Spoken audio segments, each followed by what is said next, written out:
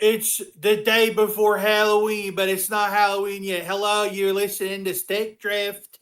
It's a bi-weekly show about video games. Thanks for joining us. Luigi's Mansion's out tonight. I wish I could be playing that. But we're recording a podcast. Ooh. Noah's in pain. Slade's here. I'm here. And it's time Having to a talk treat for about video Halloween. games. Yes, yes. Oh, a sexy little treat you are. Ooh. Let's get the spiel over with, shall we? Because it's going to be a thin slice of heaven with you fellas.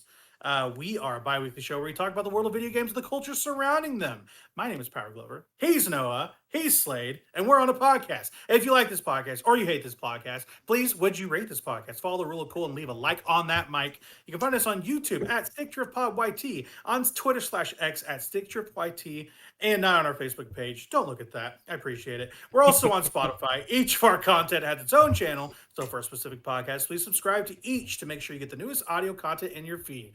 Boys, how we feeling on this pre-Halloween night? Are we feeling spoopy yet? Noah's got Luigi's Mansion on a CRT. It's Yep. nice. Okay. It's very spooky. It analog horror is what the kids call it these days. So Yeah. I hope I don't want to see a Slender Man. They're scary. Slenderman's scary. yeah. It's so spoopy. They're so spoopy. Slade, are you feeling spoopy? You been doing any spoopy things lately? What you been up to, bud? I've been pretty spoopy. I had to do something really spoopy today. A 4-hour work class. That was really spoopy. I love work training. It's horrifying. It's the best. Yes, it is. Gonna go dress up tomorrow though. So. Ooh, what are you dressing up as? Tell me. I'm dressing up as Ghostface, but it's one of those like variant Ghostface costumes. So it's like red and it's got a scarier face. Oh, it's not one of like the sexy ones. Dang. No. I was gonna show you that one in private though. Ooh. Yeah, you send us the picture of you going. You gotta subscribe to his OnlyFans for that one. Yeah, exactly. No. That's on our Patreon for later. That's all. It's Patreon access, $50 tier or higher. Yeah, someone's just hitting the subscribe button now. $5, not enough. Throw them 10, 15, 20. Yes. Make the simoleons for sexy Ghostface. that's the name of a podcast if I've ever heard it. Sexy Ghostface. Hell yeah. Pretty good. Hell yeah. Pretty good.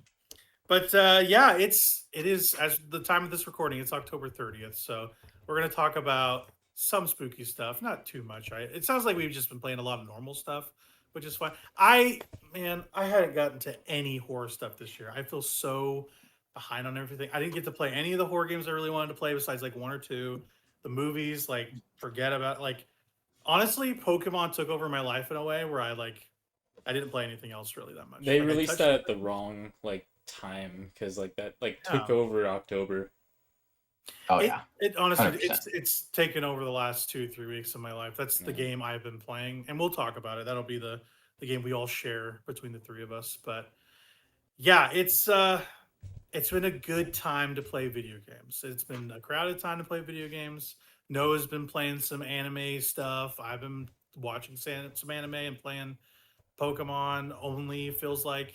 Slade's been doing that, some Final Fantasy 14. We'll get into all of it. It'll be a good time, I promise. So thank you for being here and listening. I appreciate you. Yeah, stick around, please. we're We're gonna- your retention. Yeah, please, 10 minutes. Wait, please. I'll get in the Ghostface costume, please. Just wait. Be retained. Here's some Please, jingling we- keys. Make the bar graph go like this and not like this. I need to go up. Look, it's Freddy Five Night. Oh, Freddy Five Night. Oh, audio listeners are getting deprived of Freddy Five Night. Oh no. I was watching old Markiplier Five Nights at Freddy's, and I was like, Oh, nice. good. Yeah, my wife loves Markiplier in a way that makes me slightly uncomfortable. I'm not gonna lie. He's like, I like Markiplier, and I'm like, Wait. how about you just slow down a little bit? I slow down. What do you mean by that? Let's unpack. What's he got that I don't have? I wear glasses. What the fuck? You can't blame. I swear all the time. What the hell? Oh, dang. Yeah, that's another thing. Slade's like, oh yeah, I for sure swear more than Power does. And Noah's like, bro, no, you don't. It's so true. It's so He keeps funny. it advertiser friendly here because we're all about our zero advertisers here at the Stick Drift podcast. Oh so, yeah, all they are all not shouting from the rooftops Yeah. to All zero of for our them. podcast. In fact, YouTube doesn't even know we exist. Yeah. We come behind a car podcast sometimes. Yeah. So Whoa. You gotta- yeah, it's fine. One day we'll find our audience. I mean, Cam keeping it strong. That's right. Keeping Our it. number one He's, fan. he's like he's the Paul Revere for the Yeah. podcast. Shout out to Cam and the 3 haters. 3 haters. Real. Yeah, Cam and 3 I'll be haters. the hater. I'll be the 4th hater for the Umamusume talk, but Let's we'll get into that later.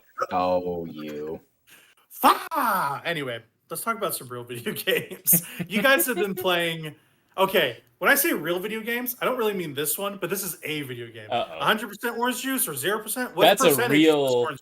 It's a real video game. That's a real For video game. real Okay. hard men, all right? Oh, I like hearing about this. This is a little salacious. This episode, I gotta say, starting off on a tip here, if you know what I'm saying. So, Mm. what percentage orange juice is this that you guys are playing? It's a Mario Party game, not my thing, but you It guys is can not all- a Mario Party game, but that's like a incorrect classification for this thing. It's yeah, a virtual board game. yeah. I've talked about this thing before on the pod. We're just playing some seasonal events on it, and having a good time. It's got like a co-op mode. It's got a 4-player free-for-all mode. So it's it's got a lot going for it. It TCG collection game mixed with board game.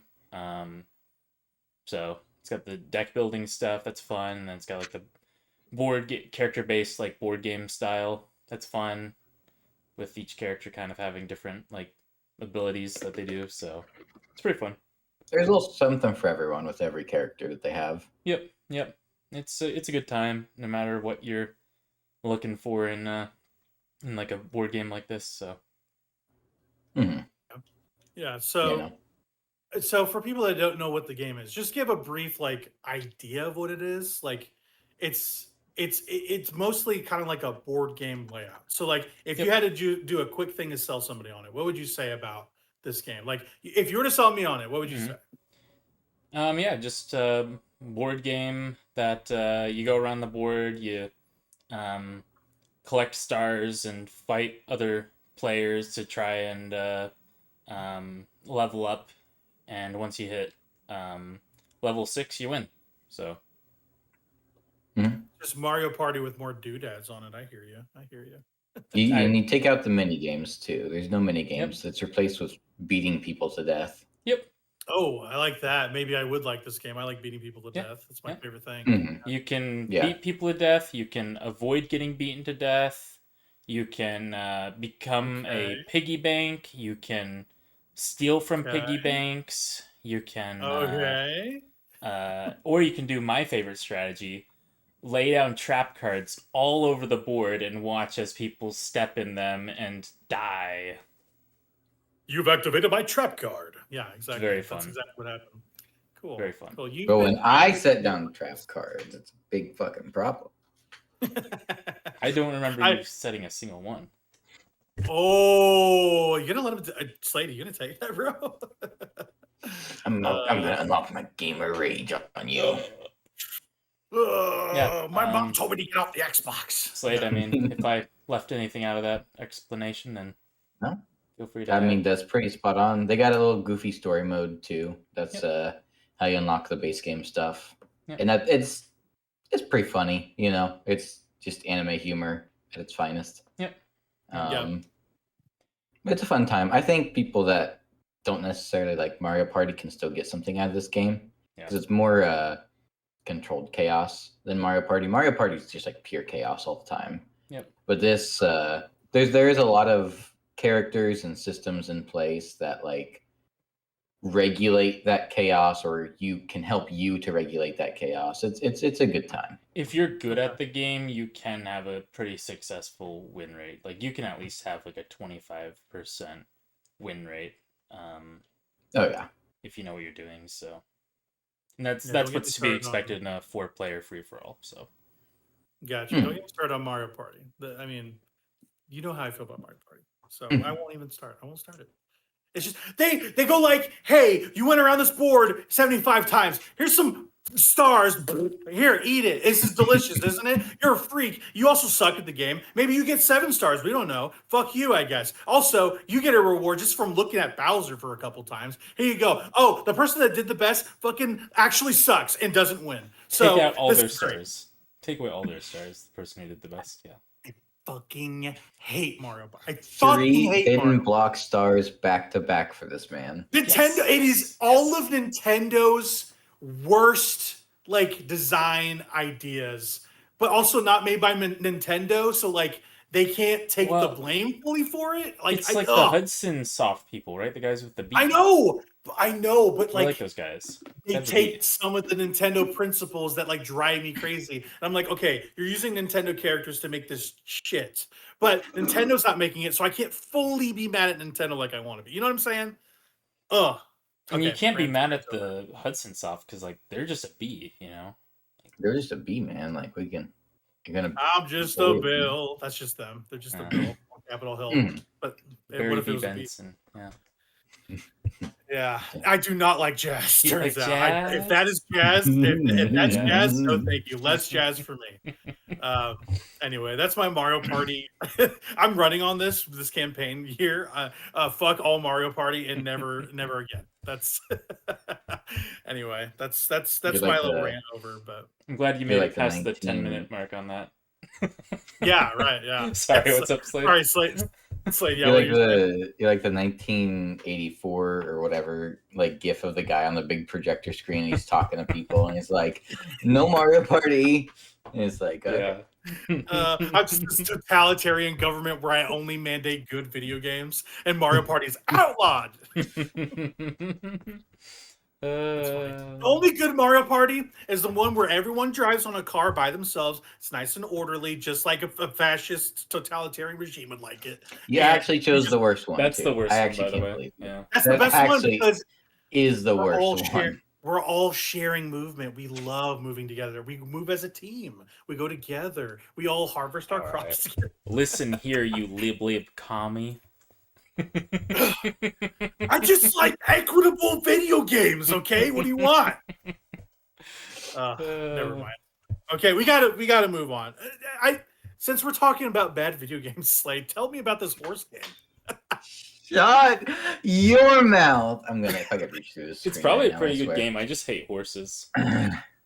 Oh, Okay. so it's not the breeding little anime women. That's not No, for you. I just don't like horses.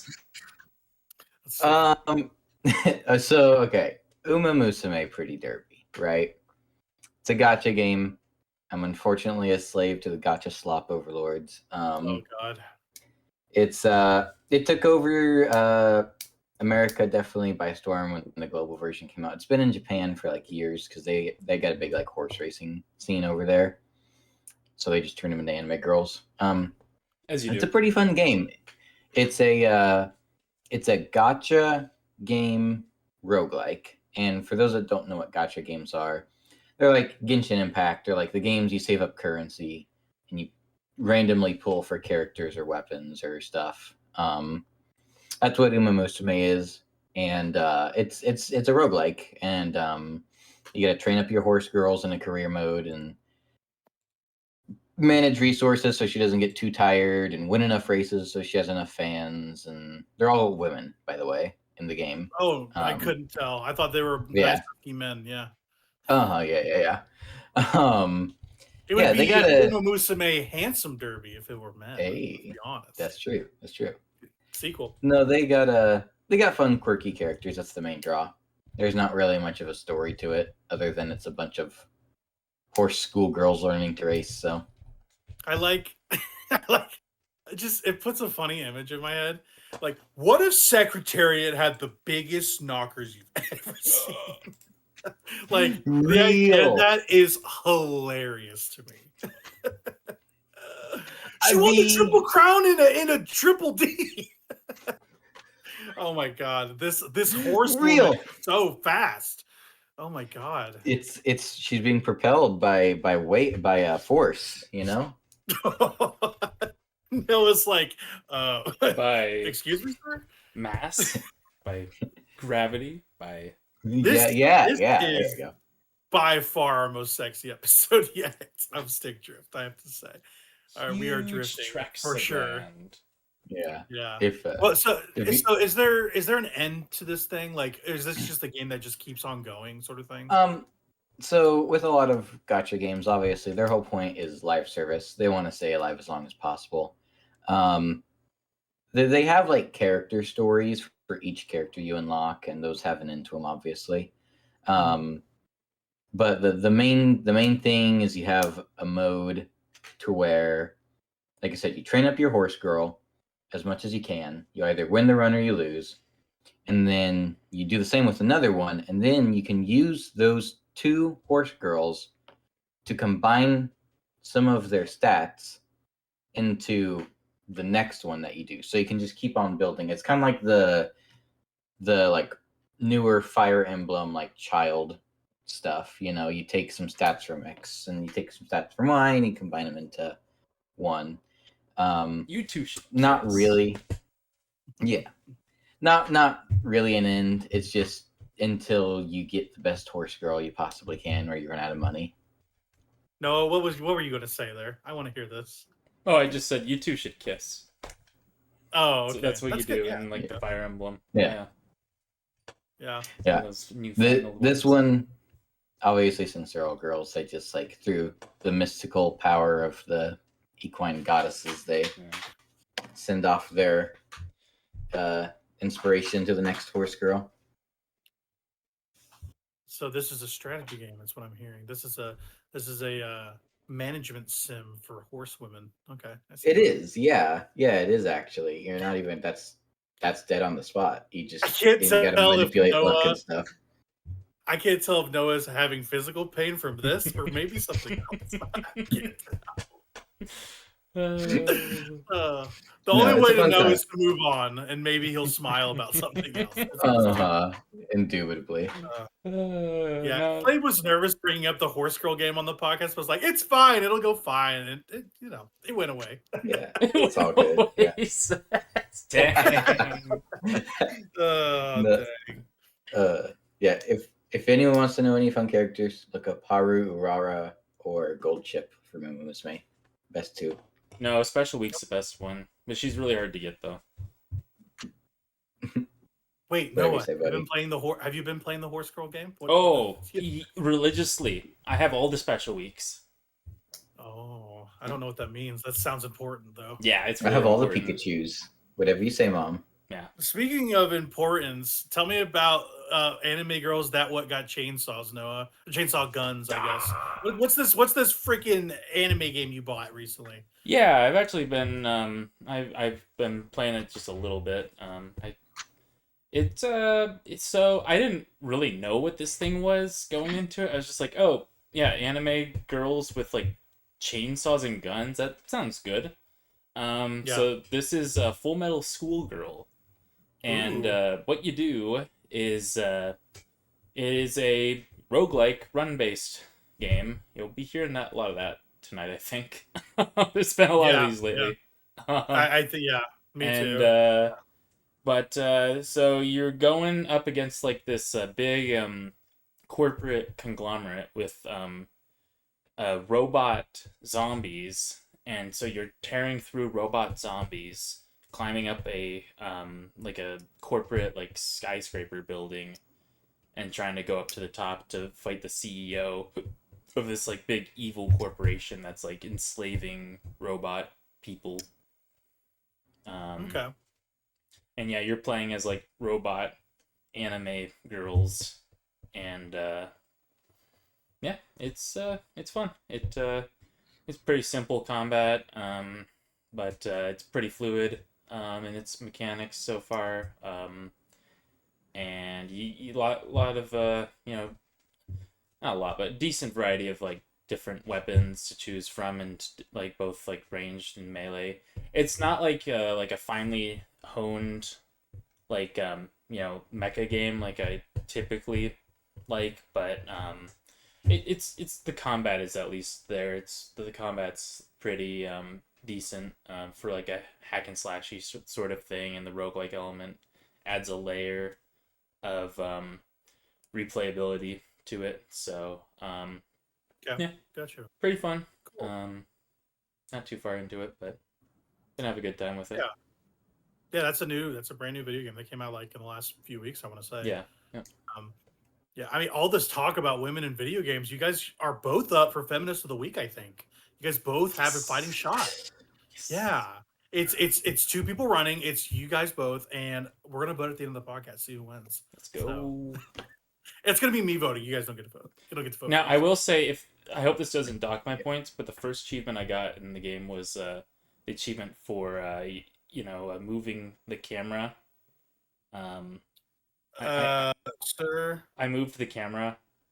It was an accident. It was an accident. It was an accident. Okay. All I'm hearing is I just got a win handed to me on a it was an accident. So. It was an accident. It was an accident. And Slade Slade wins Feminist of the Week. Actually, hey, it was an accident. It was an accident. It was an accident.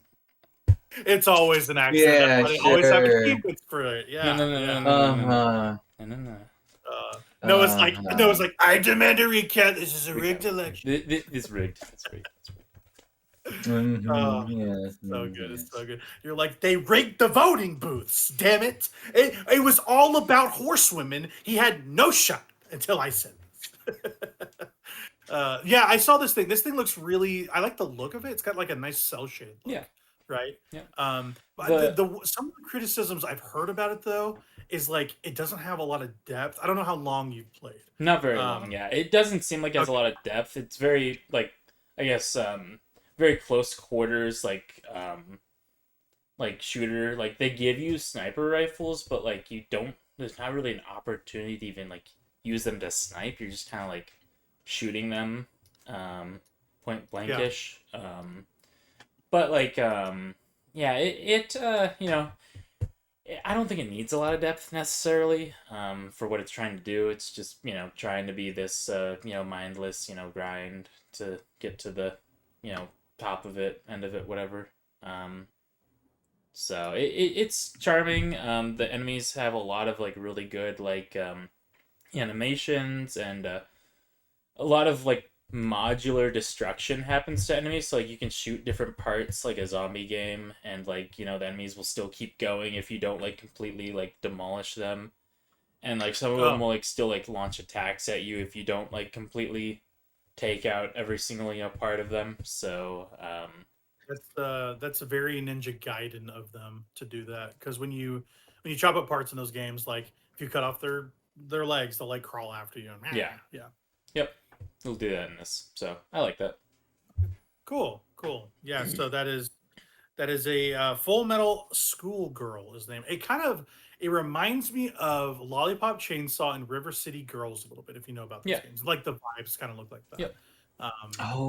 I've seen this game before it came out. I saw trailers for it. I'm looking it up right now. Vaguely related to One Chanbara, because they've got like One Chanbara costumes in it, so. But yeah. Okay. Cool. Yeah, you mentioned this a while ago. I was curious to hear about it. You said you were going to pick it up, so that's good. Yep. That's good to know. Pretty fun.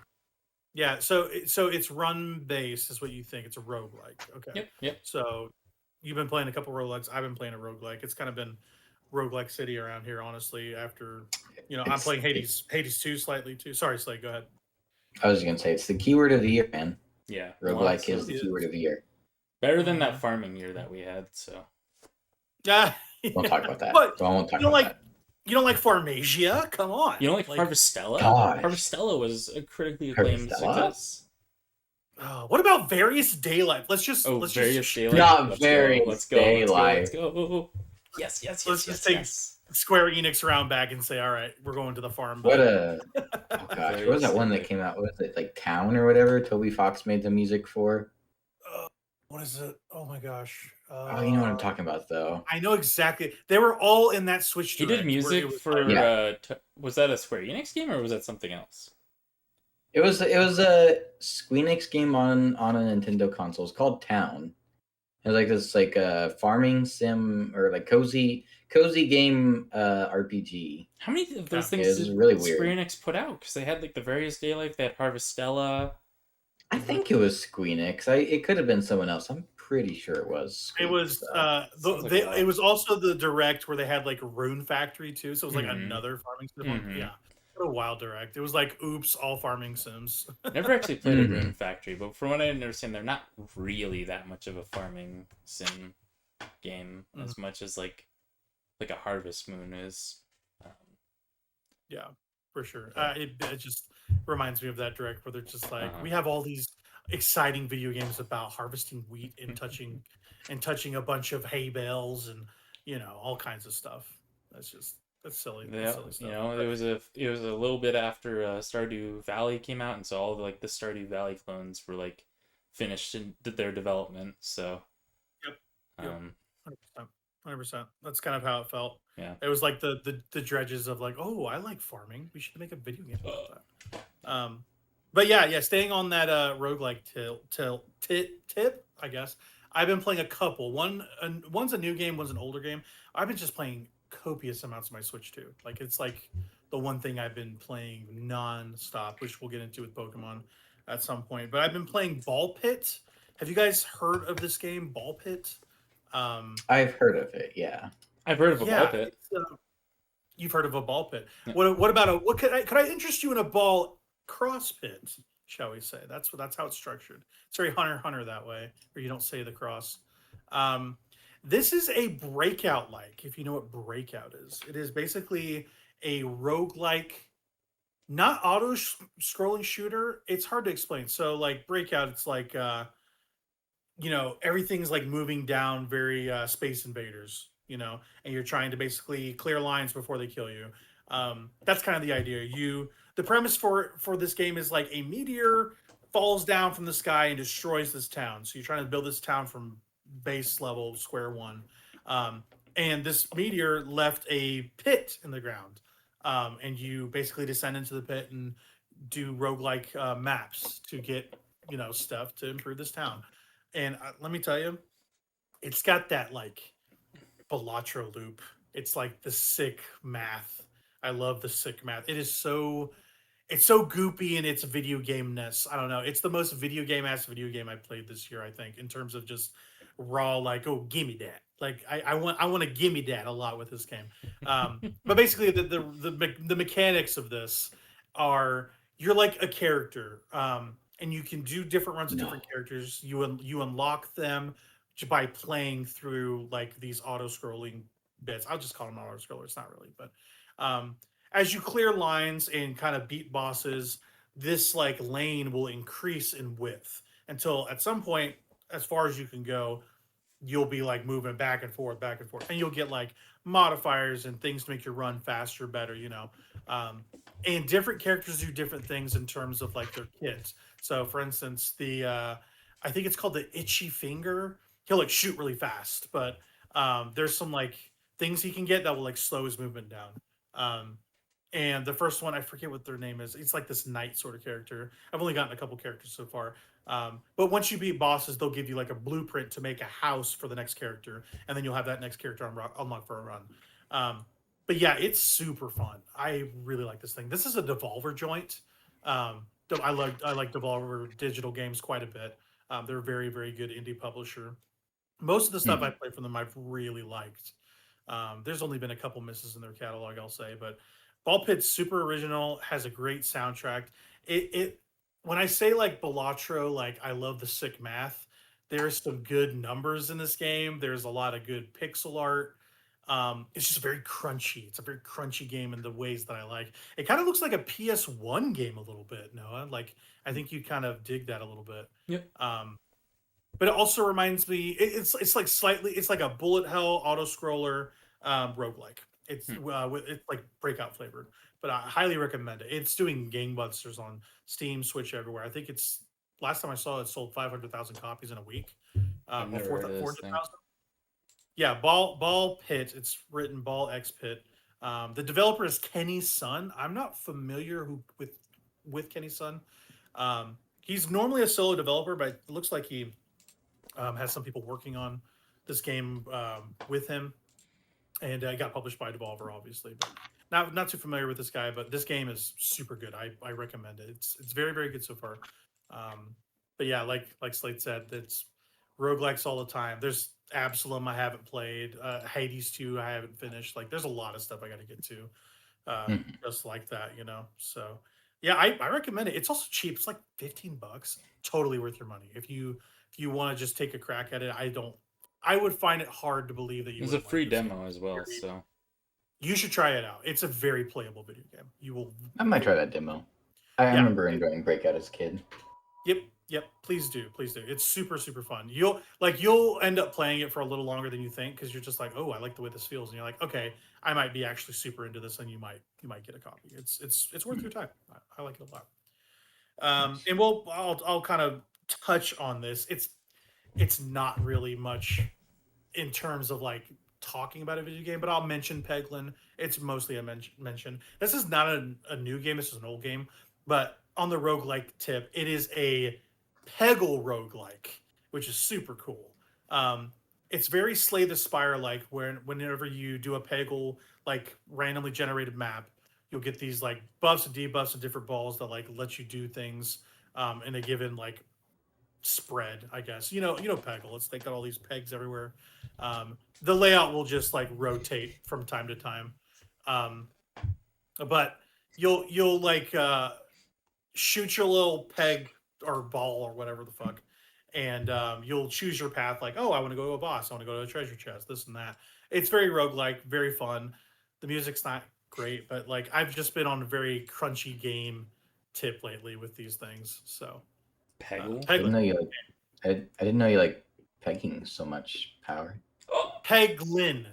So you plays this goblin who shoots pegs. So it's Peglin. Insane. But yeah, Peggle's. it's like Peggle by way of like Slay the Spire. It's Like, a good way to. have you seen like the logo for like Peggle with like the unicorn and the bird and the awesome. rabbit and like It's the so sun? awesome. Peggle's weird, man. I don't know. Peggle's great. No, Peggle's great. I don't know if I'd say great, but it's fun. Peggle's great. Have you played Peggle 2? Peggle 2 is where it's at. I have not. Can't say I have. Peggle 1's okay. Peggle 2 is awesome. I don't Peggle like. awesome. I don't remember playing a lot of Peggle like at all, really. I liked Zuma. Can't Like, call that was yourself- my puzzle game was Zuma. And, Oh, like, it's Zuma. the frog Yeah. guy. Yeah, he like launched the Yeah. balls. He was cool. No, if we're talking about old puzzle games, mine was Diner Dash. That was Oh, my. yeah, old I guess puzzle you. game. I guess I could consider a puzzle game. Sure, I played a lot of Diner Dash. Yep. Like, there's like 1,000 Diner Dash clones as well. There's a Touhou Diner Oh, Dash yeah. that I've been wanting to try out. Yeah. You might have to link me to that. I want to play those actually. Yeah, you can't call yourself a PopCap fan, Noah, if you haven't played Peggle. Let's be real. Come on. Yeah, I mean, I don't know if I have or not. I mean, my PopCap thing was definitely Plants vs Zombies. Like, I adore that game. Oh, yeah. Unshout out to the remake. We hate that remake. So I hear it's awful. So it's do AI not play that. slop. Yeah, don't. It's AI upscaled. Yeah. Yeah. It's like they don't even have the original files. Like, I don't even think a single person who worked at that original game is at PopCap anymore. So. I cannot describe to you my heartbreak when I heard it was AI upscaled. I was so excited for that thing. Yeah, it just looks horrible. Like, if it was good AI Yeah. upscaled, then, like, sure, whatever, AI bros, but, like, it looks horrible. Like, it's just a showcase of why we don't do AI upscaling, why you need real people. Yeah. Yeah. One of the best Yep. versions of that game is on Vita. If you have a way to play old Vita games, play that on Vita. Super good. Really? Super I didn't realize that That's version right. was really good. hmm Fun. Especially on that screen, on that OLED screen. Yeah, I bet Ooh. so. Yep. Vita has a So really pretty. nice looking screen. Oh, yeah. 100%. But yeah, that's just a couple roguelikes I've been playing. We'll get into some of the other games here at a different juncture. But I want to hear more about some indie games. Terraria is a very big indie game, though. So you're very experienced with Terraria if you're playing a mod, right, Slade? Like, Yeah. I would say so I'm kind of pretty. get into it a little. Yeah, get into that a little bit. Yeah. You mean Terraria or the mod, you mean? I guess your experience with Terraria and what brought you to this mod. That's kind of what I'm interested in. Okay, yeah. So the mod that he's referring to, for those that aren't aware, is Terraria Calamity. So Terraria is like the mirror of Minecraft. It is more focused on the combat than the survival aspect of it, where Minecraft's the opposite. And I like that. I watched some people play it a little bit. I was like, oh yeah, this game looks awesome. Tried it out, fell in love with it. It's everything that just like my feel good chemicals, like finding loot, fighting bosses, all that kind of stuff, looking cool. It's got really amazing music too, which really just sold me. And it's not that long. You don't got to put much emotion into like a big story or anything. So it's a really fun game to just hop in, do a run, take a couple days to beat it, and then you're done. Terraria Calamity. So not everyone who plays Terraria knows of Calamity mod, but everyone who really likes Terraria knows of Calamity mod. It's a really massive mod for Terraria that changes up a lot of stuff. It adds in a buttload of bosses that feel right at home in Terraria. A lot of armor, items, weapons, like the whole shebang. And it's really, really solid. They integrated everything from that mod almost perfectly into Terraria. Like if I didn't know better, I would say it was just base game. It just makes sense. Yeah.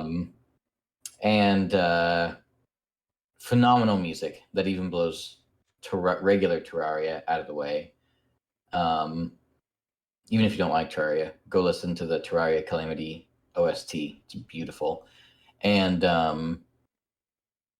yeah, it has a story, right? But that's not what I'm there for. I'm there for the cool bosses and the cool weapons and stuff. It's basically the same plot as normal Terraria. Normal Terraria's plot is Dryads sealed Cthulhu in the moon, and his body parts that got left behind corrupted the world. So you got to kill everything to kill Cthulhu. This is kind of that. There's a witch named Supreme Calamitous that's here to destroy the world. You got to defeat her, if I understand it right. Like I said, I wasn't paying too much attention. Yeah. But yeah, it's really fun, really awesome. They even revamped some of the old bosses too to make them even better. So, highly suggest I would say go through a normal thing of Terraria first, so you know like what you're getting into. If you ever want to play Calamity, then try out Calamity if you like Terraria, because there is a lot. Terraria is already a have the wiki on your other monitor type game, and Calamity is just that times 10. So. Oh wow. Okay. I have almost no exposure to Terraria. I'm gonna be honest with you. I've really? never played the game. Never. Yeah. It's really, really fun. Yeah, I like it better than Minecraft in terms of like just like progression and things like that. Like there's a lot more, I guess, like variety in like your combat and things like that. Yeah. So it's a little bit more interesting. There's like 4 different classes you can play. It's really cool. Yeah, but it can be like a little bit more difficult than Minecraft at times, but I've beat that like base game of Terraria, whereas I've never really beat Minecraft just because I couldn't really be bothered to. I always got bored when I got to the Nether, so. I don't think I've beaten Minecraft either, but that's kind of not the point. I spent most of my time in creative, so. Yeah, as you do. Yeah, as you do. I played a lot of Minecraft. That was my crafting game for that time, and I haven't really played much besides that. So yeah, I mean, if you like Terraria, Minecraft, so you would definitely like Terraria. It's the same thing, just less building, more fighting. Okay. Gotcha. Yeah, I have access to it multiple ways. I just never. It's one of those things that just missed me, and it was like a phenomenon for a lot of people. But yeah. Also, the developers of that game are like the coolest people ever. They've had 5 final updates, and there's still more final updates to come. So, final updates. That's funny. They're just like, yeah, we're ending support, but actually, we have more for you.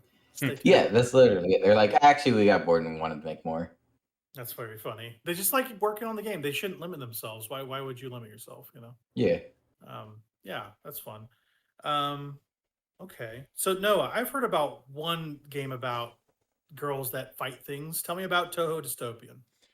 Yeah, that this game is incredible. Now, Like, now listen. Now listen. You could win your Feminist of the Week card oh my back gosh.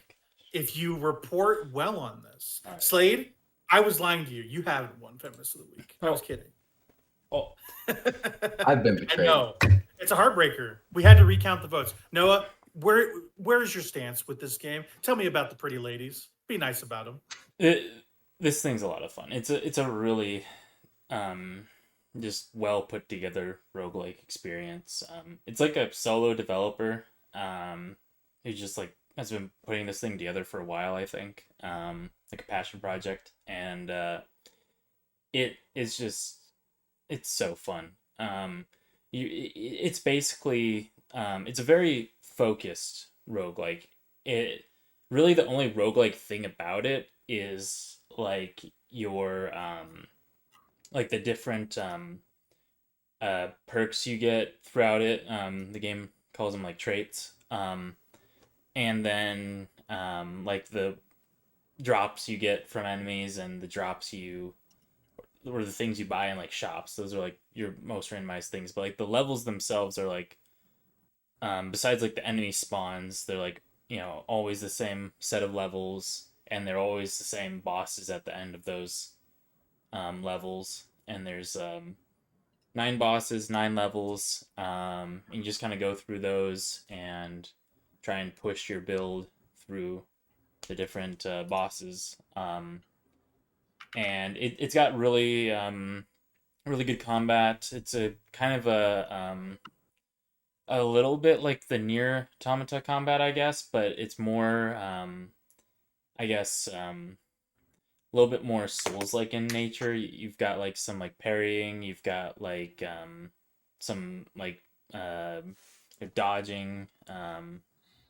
So but then you've got like your like the like shoulder weapon that like fires out a volley when you want to like you know be a bit more cautious and evade like enemy patterns, because it's also got the Touhou, you know, the classic Touhou like bullet hell piece of it, so your like screen's like constantly like getting filled with bullets, and so you're trying to kind of dodge around the enemy bullets or destroy them with your own bullets while you're Right. also, you know, you're trying to deal damage to the enemy. So you're kind of waging like, okay, when can I get into close range and do good damage, or when do I need to back off and use my range attacks? So but yeah, depending on like builds, like you can make a character like the same character play in an extremely different way depending on how your like the traits you pick up fit together. So yeah, I've been having a lot of fun with this thing. I've put 13 hours into it, and I've just about got all the achievements for this thing. And yeah, I've really enjoyed this thing. It's been a really nice little focus experience. I really like these sort of little bite-sized experiences that just do one thing really well. Yeah, yeah, for sure. That's yeah. From what I've seen of it, it's very, very near Automata. Yep. Super. Yep. And it wears its inspirations on its sleeve, but it doesn't feel like it's trying to imitate it. No. Has a lot of like really interesting ideas from what Yeah. I've watched. I've watched you play probably an hour or two of that Yeah. thing. But yeah, I was impressed with it. It's got a great look too, even Yep. for something that you could tell was not like the biggest budget ever. You know what I Yeah. mean? Yep. So And it's got that like grade A Toho music in it. That's always a fantastic to listen to. And this thing's also got a free demo, so there's really no point in not checking this thing out.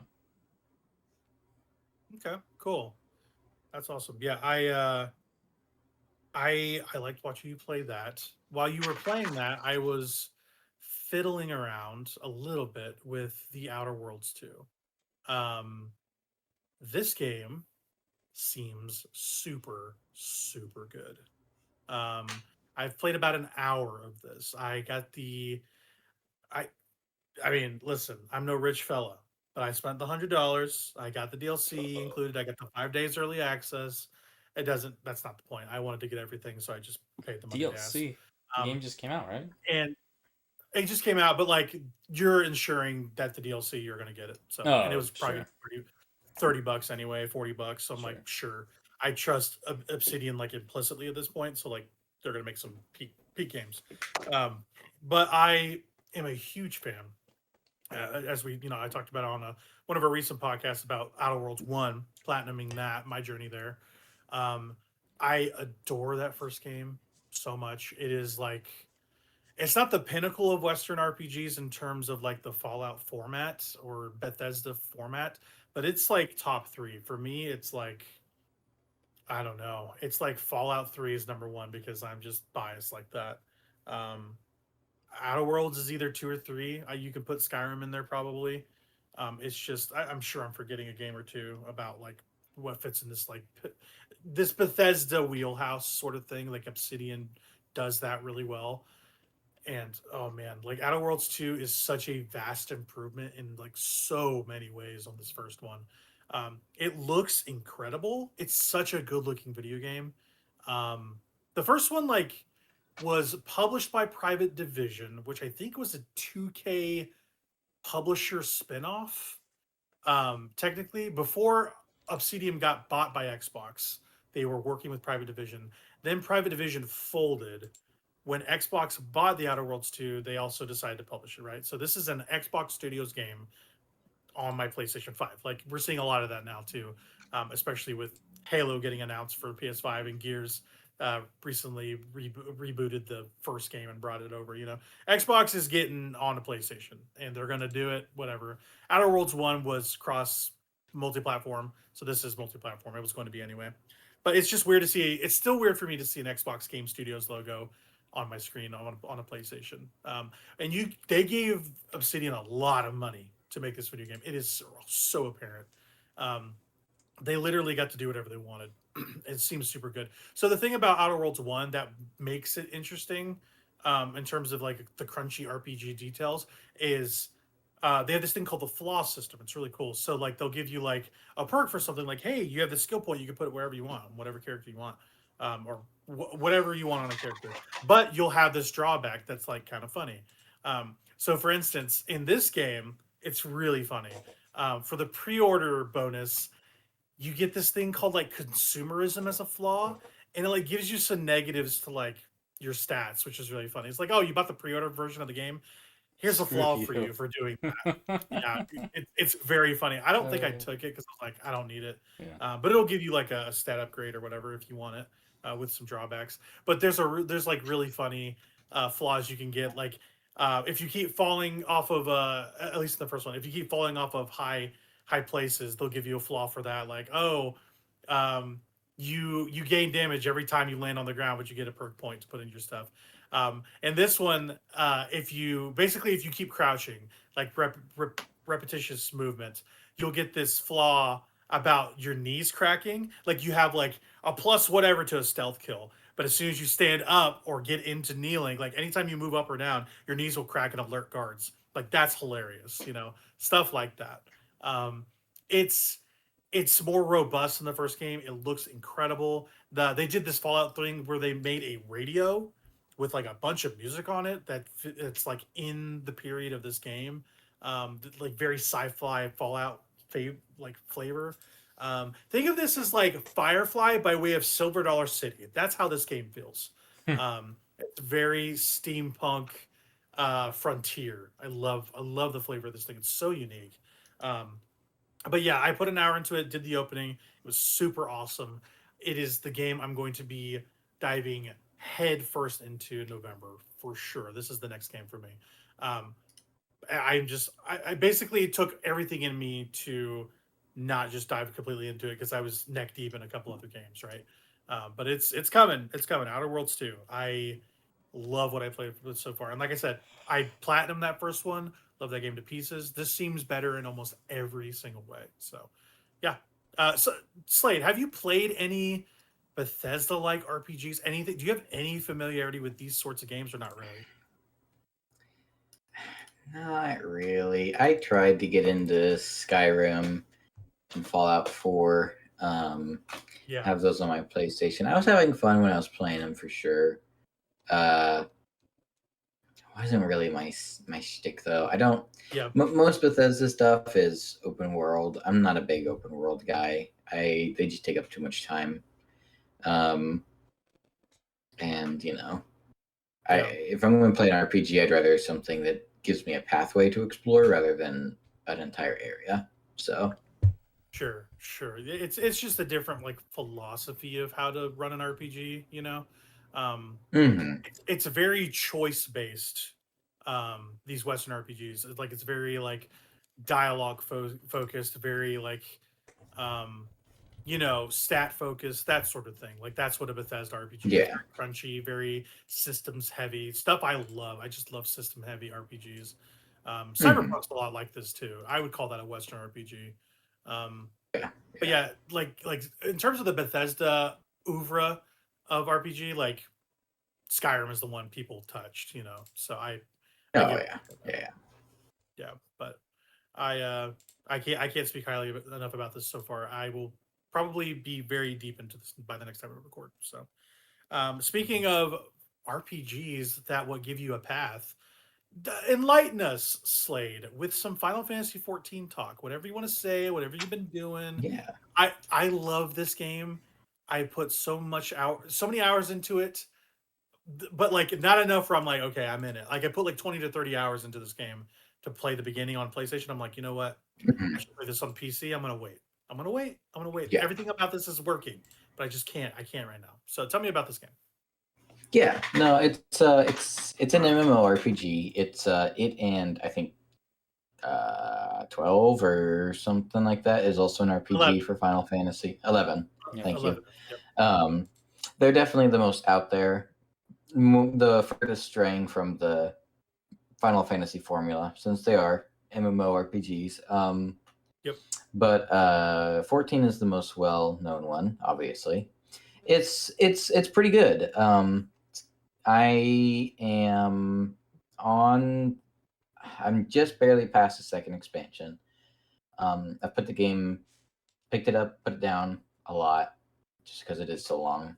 I'm currently in some of like after the main story of 14, and I'm doing a set of side quests that are part of like a raid. After every expansion of the story, there's like this series of raids, which are like these big 8-player cooperative dungeons you go through basically, and it's all in the name of taking down this one guy. The side quests build up to this one big guy, and then you take him down at the end. So I'm currently in the middle of one of those right now for Alexander. It's pretty cool. It's got a really, really cool storyline. No spoilers, but he's like this big, awesome mecha robot guy that's like requires so much power. He's sucking the life force out of the land. And that's been pretty fun. I've been progressing the story just a little bit, but it's hard to queue for both things at the same time. So I'm focusing on Alexander first. But yeah, no, 14, it's a really fun game. They got a good setup.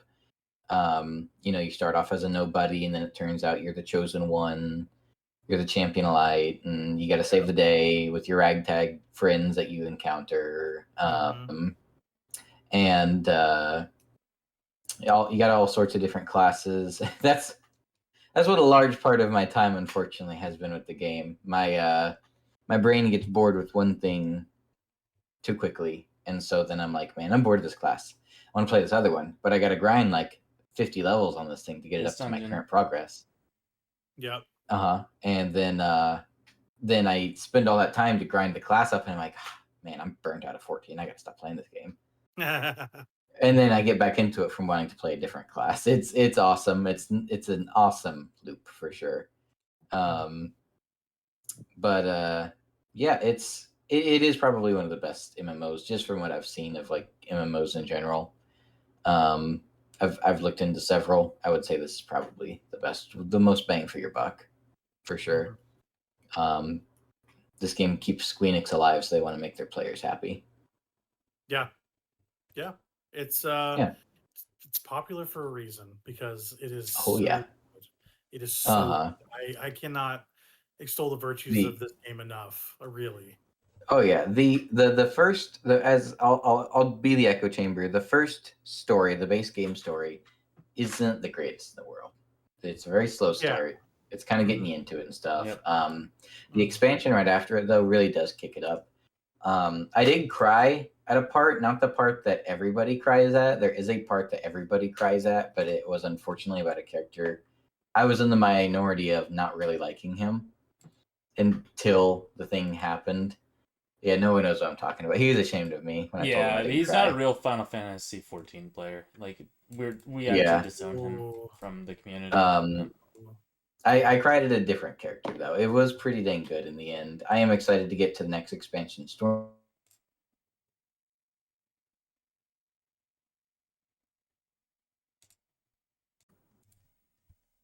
And we're back. We had a little tech snafu. Discord just smacked us across the face and said, "No more podcasts. You can't have it." Yeah, it just crashed. I don't know, like for all of us. So it wasn't like any one of us. Yeah, it just was like Discord machine broke. Discord is keeping the people. They're keeping Pookie away from Final Fantasy 14 talk. So Slade, talk to us about Stormblood. What are you doing in this Final Fantasy expansion? Yeah, so it as I was saying before, Discord so rudely interrupted me. Yes, how dare you? I've heard. I'm excited to get to Stormblood. I've heard it also has a really great story. Not as good as Heavensward, the previous one, but pretty good from what the teasers are building up at the end of Heavensward, in my opinion. I'm also excited to get through the Stormblood story because after you beat that story, there is a crossover side quest with Monster Hunter, to where you can get some original Rathalos inspired gear. You can get a little Palico or a little Poogie to follow you around, and you can also, if you play that raid over and over and over again, you can get a Rathalos mount that you can fly around on. Very cool. I like Rathalos. Very cool. Yeah, they got a second Monster Hunter expansion, but you got to beat every single expansion in the game to get to that. So it's going to take a minute. So, like, if you had to quantify your hours, do you know how much this game you played on PC? Yeah, let me get it pulled up. I don't have it on hand. Oh, you're good. While he looks for that, yeah, I could easily see myself sinking hundreds of hours into this, and I know it takes at least 500 to 600 to just get caught up. It's just that is so daunting to me. I don't know why. Like, I know I will love it. I know I would. Oh yeah, I have 289.5 hours in the game, and I'm not even completely through Heavensward because after every expansion, there's a post story that wraps every loose end up. So yeah, I have 355 hours in this game. I've played a lot of this thing. Dang. One day we'll have a future where we all play this game together, probably. So most likely. Let's hope. Game. I haven't played in ages, so I don't even know how I'd be able to get back into it. My entire playgroup just abandoned me, and I just got tired of waiting for people to play it again, and I was waiting for people before progressing, and I'm like, or doing like any of the interesting things. So I'm like, yeah, okay, well, I'm just gonna play something else. I'm feeling called out. Slade is cowering because he was probably part of this friend group. We had a lot of people playing it, but we did. It just everyone just kind of fell off it. Other stuff came out. Yeah. It do be as us in chat say. I don't even like at the time I was playing. Like nobody I knew had even like gotten through to like the first expansion besides like one guy that I knew. So. Oh, okay. Yeah. Gotcha. That's a sizable chunk of hours playing video game. So I commend you both. I will hopefully be one of you sickos one day. It's fun. It's a lot of fun. And keeping on that Final Fantasy tip, Noah, you've been playing some old Final Fantasy on a PlayStation 2. Yes. Is that what you're playing? Yep. My PlayStation 1 kind of went kaput a bit. It's in Yeah, it's in it's in timeout. it's I, in I it's in might better hands. yeah, I might bring it out once in a while if I have to, but the thing just doesn't run very well. So Yeah, the game just runs so much better on PlayStation 2. But Mhm. yeah, I've been playing Final Fantasy 9 on disc. I was at the end of disc 2 before I moved to my current place, and just like from like moving, like it just kind of messed up my flow. Um, and like that's a game that's like hard to like commit to once you like kind of get like out of the loop of it. Um, and so finally, just like the other day, I was like looking at like stuff I needed to play. I'm like, I need to finish up my run of Final Fantasy 9, and so popped in disc 2 and finished up that, and then did like some of the beginning stuff of disc 3. So and disc end of disc 2, beginning of like disc 3, though, is like where that game really starts to like come into its own. Like that's where the game is like like really starting to like show you like, okay, this is what this game is, this is what it's about. Here's all of our where all our budget went. Here's our nice FMV cutscenes of these summons just like um terrorizing like cities and terrorizing like battleships and things like that. Like seeing like FMV Bahamut just like decimate like a fleet of battleships is a sight to Yeah, behold. It's so good. it's seeing Final Fantasy summons in any game is the highlight. Yeah. And the PS1 games, there's just a quality to those cutscenes Yeah. that I still think works. Well, and 9 specifically is like the one that's like supposed to be like the fan servicey one, because like it was the last one by the original creator. Yep. And so they were just like going all out, and they were like, this is going to be our ode to the entire series. Like this is like going to be the pinnacle of our Final Fantasy series that we've done so far. And Mhm. they hit the nail on the head. Like that thing is like a love letter to like that entire series. Yeah, I love that thing. That's definitely my favorite Final Fantasy. And yeah, Zidane is my favorite Final Fantasy protagonist. He's really cool. So Yeah, Zidane's super cool. I like the. There's like, oh man, where is it? There's like a descriptor for every one of the characters. I don't know if it's in the game or if it's some like newspaper or something like that, or like magazine. But it was like Zidane, age, whatever, and it had what he was, like his race. And it said tailed human. I thought that was fun. I was yeah. like, tailed human. Is that like an offshoot of humanity? You know what I mean? Kind of interesting to Yeah. to kind of think about. It's like I love thinking about the nature of like people and races in video games. Like Yeah. the thing I like doing that the most for is Nintendo characters. I Yeah. love that stuff so much. We did the Nintendo Historia a few podcasts ago, and that I got a big kick out of that. That was a good That was time. funny. Um, Yeah, kind of no. remind. Final Fantasy 9 in particular, though, like that is the one that has like the most like non-human races, I would say. Like they're all over. Like a ton of like non-human races are just like both has your like party members and like just in the towns. Like most characters in this game, I would say, are not human, like traditional human I like characters. that. Like the majority are like like different like fantasy-ish characters. So it's really fun. It's a really fun. It's a very bright, poppy game. For the like series. Very like true to its roots for the series, I Mhm. would say. So Yeah, I love 9. I've played a lot of almost every Final Fantasy game. 9 is one I never finished, but I'm mm, changing that very soon. yeah, So, yeah, yeah, it's a Yeah, great game. Yeah, it's awesome. I own it. I plan on playing it. yeah. It's really Yeah, I good. was gonna say, Slade, do you have any experience with the series besides 14 at all, or have you played any of the other ones? Or Not really. I own 9, and then I had one on the GameCube. It didn't. It wasn't a numbered one. probably Crystal Some Chronicles? It's probably Yeah, Crystal that Chronicles. was it.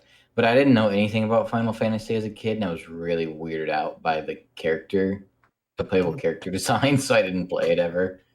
Sure. But I've always wanted to play like a Final Fantasy from start to finish. Once I like really knew what they were. Yeah. Besides 14, because that's like a whole different thing. Yeah. 9's really good for that. 6 is really good for that. Power's gonna say 7. He's a 7 junkie. I love 7 personally. It is the most Final Fantasy thing that they have. It's the most covered thing. I don't know if I agree that it's the most Final Fantasy. I mean, if we're talking the most Final Fantasy, anything that's emulates Final Fantasy 1 would have to be the most Final Fantasy. What I mean is it's the most marquee Final Fantasy. It is that's the the one that most 2 people think the of. Silent Hill series. Yeah, exactly. It's the Silent Hill 2. It's the freaking, it's the Final Fantasy 7. It's the Batman Arkham Resident Evil 2. Yeah, Sonic Resident Evil 2. Adventure It's 2. the thing that overshadows the entire series. That's just the case. They made a movie of it. They have made remakes of those games, lush remakes that are multiple parts. They made spin-off games like Dirge of Cerberus and Crisis Core. I played every single Final Fantasy 7 thing you can play besides the mobile game, where they adapted Final Fantasy 7 in a weird way, and Dirge of Cerberus I have not finished, but I've definitely played a heavy amount of that. It's not a good game, but it's a game. Yeah. I've played through all of 1, I've played through half of 2, some of 4, all of 6, all of 7 and its offshoot games. Played a little bit of 8, 9, 10 as well. 11 never touched. 12 barely ever touched. 13 has a couple offshoots, never touched those. 14, bunch of hours. 15 beat, and then 16 beat. So that's kind of my entire thing. And I'm not counting Strangers of Paradise. That's another offshoot. Chaos.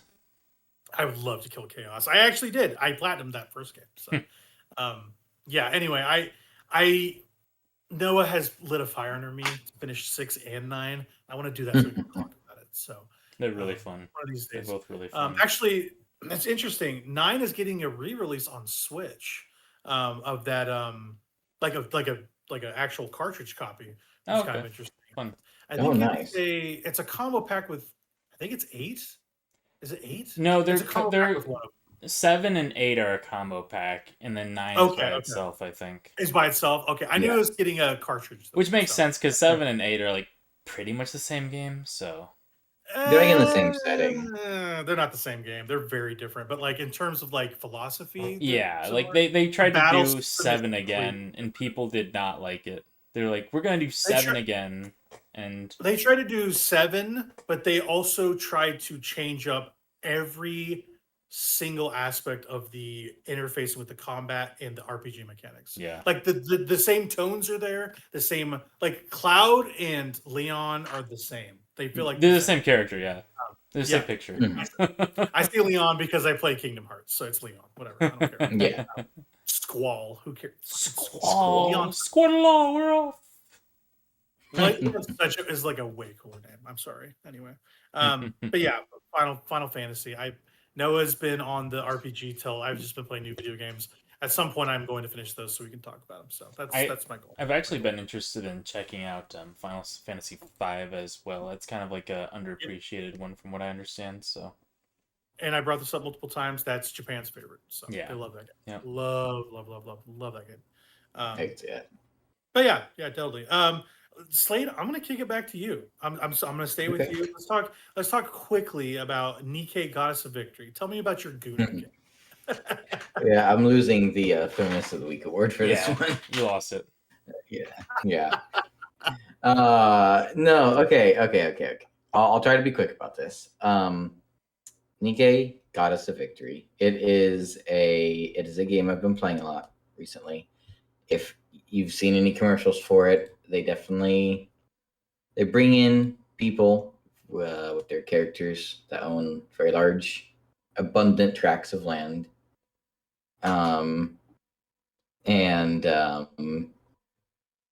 But with all that being said, I got into it as a joke because I was trying to fuck with Noah about a card game we play. Long story. But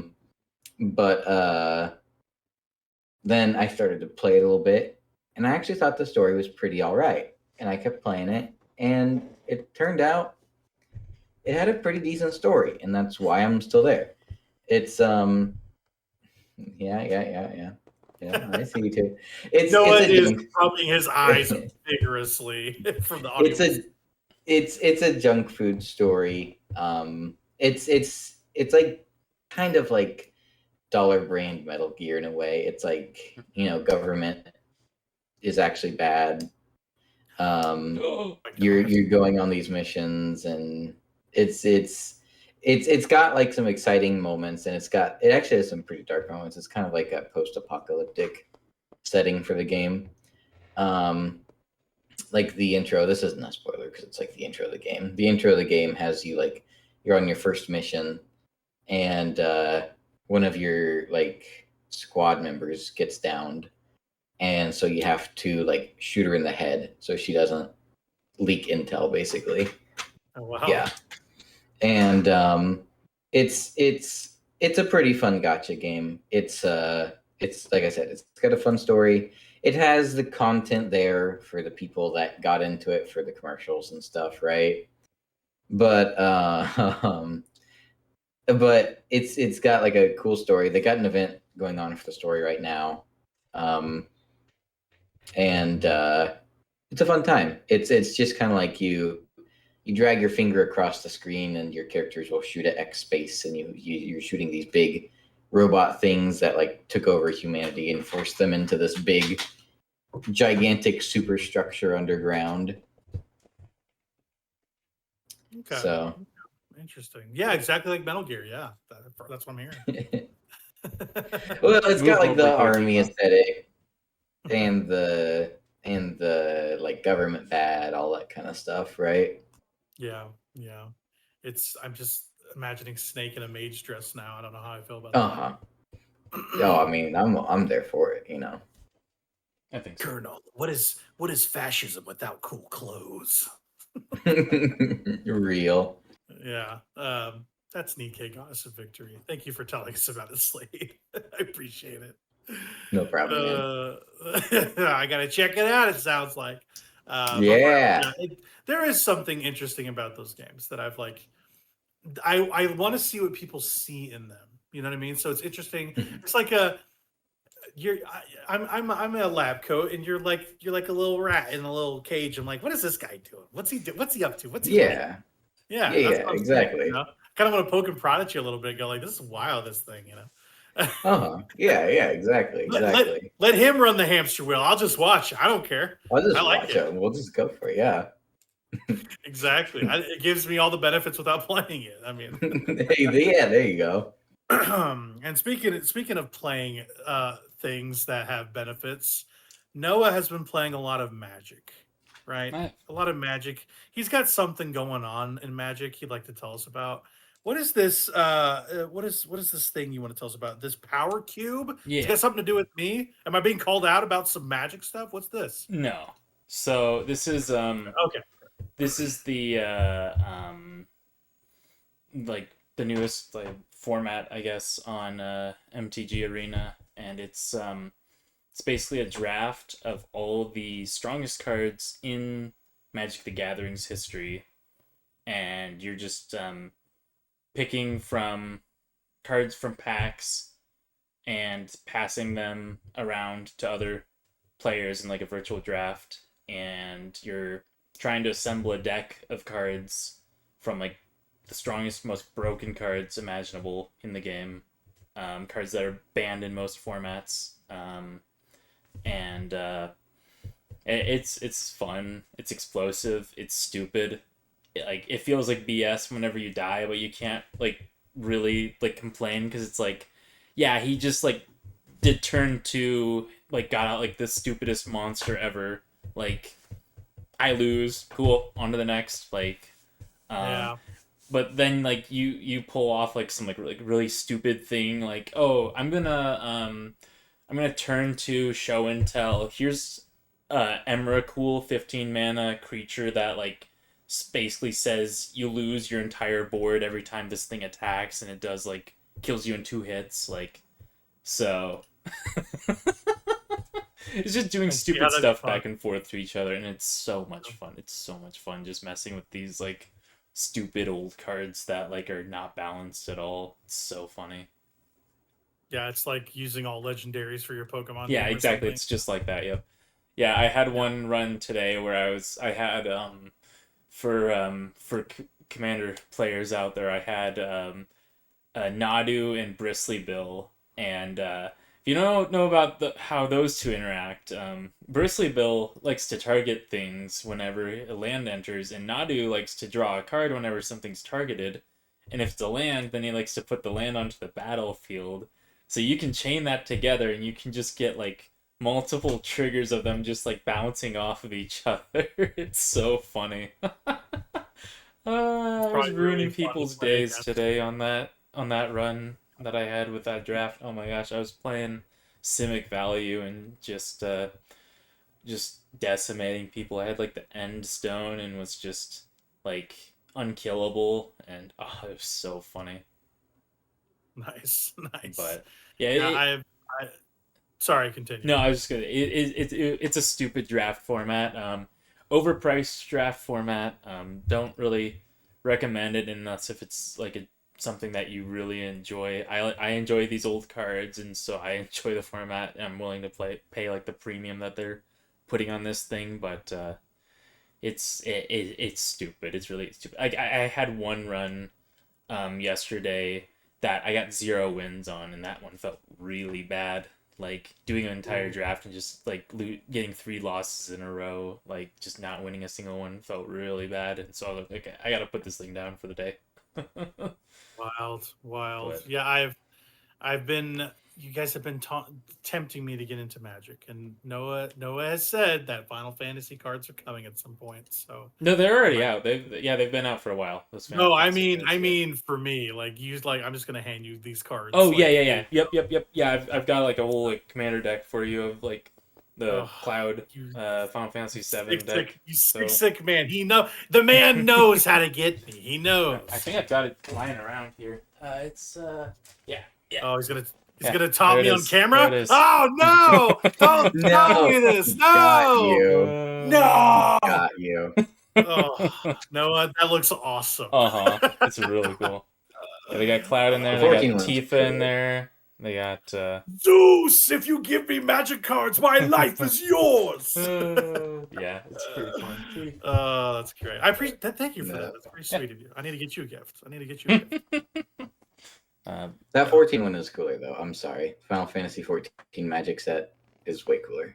I've Kind got of like someone who has to play 7. Yeah. Yeah, I've got the Final Fantasy 6 one. I don't get to play it a whole lot, but it's pretty cool. It's got all the cool little characters in that. So Yeah, Magic. I will be getting into that because you bought that for me, so I will be doing that. So it's pretty fun that's gonna be to play casually. Speaking of something that is not casual at all, the last game before we talk about Pokemon I've been playing is Cronos: The New Dawn. Okay, so I've talked about this thing a couple times. This is the time I really got into it. So I put about 13 hours, according to my clock, into this game. Again, I've mentioned this is a game by Bloober Team. They made The Medium, not a good game. Some of the team made Silent Hill 2, the remake. They made Observer, Layers of Fear. They're known for these horror games, right? I mentioned on the previous podcast, Cronos is very resource driven, and like that is like the thing about it. It's that they go like, and I was molding about this on chat the other night. We were all hanging out, and they gave me this really hard task, like to clear this room of these infected things called orphans. Yeah, I know, Noah, we love killing orphans in these video games, right? Yep, absolutely. And you're right. And they do the equivalent of like, here's a butter knife, go kill God. But what about 3 of them? And then they can regenerate if you kill one of the gods and suck up the other ones and become mega god. That's what this game does. And it gets really hard. It's really hard. Like at some point where they're just like, they give you a tool tip. They're like, okay, save often. Don't forget to do this. Please don't forget to do this. If you die, you're supposed to die. You're supposed to learn from this so you can be prepared for another crack at it. Like, okay, this is an interesting way to deal with a survival horror game. They literally want you to die. That's kind of part of the story because you play as this like character called the Traveler. It's like this time travel person that is from the future, I assume. I don't. It's the story's so vague. Like I barely know what's going on. But like the idea is that they're going back in time and opening up these time rifts to kind of extract souls from different time periods, um, to add them to this like digital like life raft called the Collective. It's kind of an interesting idea. It's like the Matrix in that way, where they're like the machines are basically telling people to go back in time and harvest people to put into a computer. That's basically what's happening. Very Matrix like.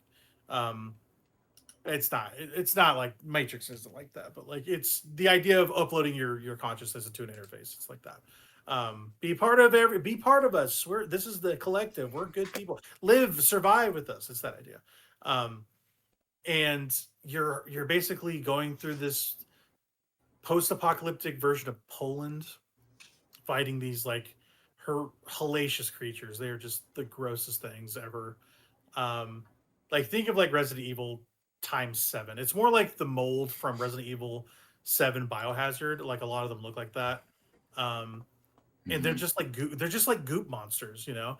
But like I said, the thing about resources is that it's just so tough to play this game and have everything you need. Like you're always trying to harvest um you're always trying to harvest ammo and pieces, these armor pieces and stuff to like make your suit better, make your weapons better, you know, get these gears, make some potions for yourself, whatever. Um, but it's just everything is so limited, and you only have a few slots. Like they get to the point where like, oh, you're full. You need to either delete something, use something, reload your gun. Like they do not fuck around. They're like, this thing's gonna sit right here, or you're gonna have to delete your shit to put this in here. And there's like a locker, a safe you can put your stuff in at save points, but it is very, very strict about what you can and can't do. Um, but it is one of the more mechanically interesting survival horror games I've played in a while. It's very, very Dead Space influenced, to the point where they literally have to stomp from Dead Space in this thing. Um, and it feels like you can beat this game with only the base gun they give you if you do it right. If you just put all your points into that, like you get these energy points that are your skill points. If you put them all into that, you could probably get through the game with one gun. But you're obviously not intended to do it that way. But that's very Dead Space like. You can literally play through that game with the line gun, or whatever you call that thing. The main gun for Dead Space. But it is it's getting really hard. I'm getting a lot of the stuff I need. I get this new gun that's just like one shots things, but I found like 2 bullets for it, you know. So I'm just kind of like saving it for like the last boss, which I'm almost at.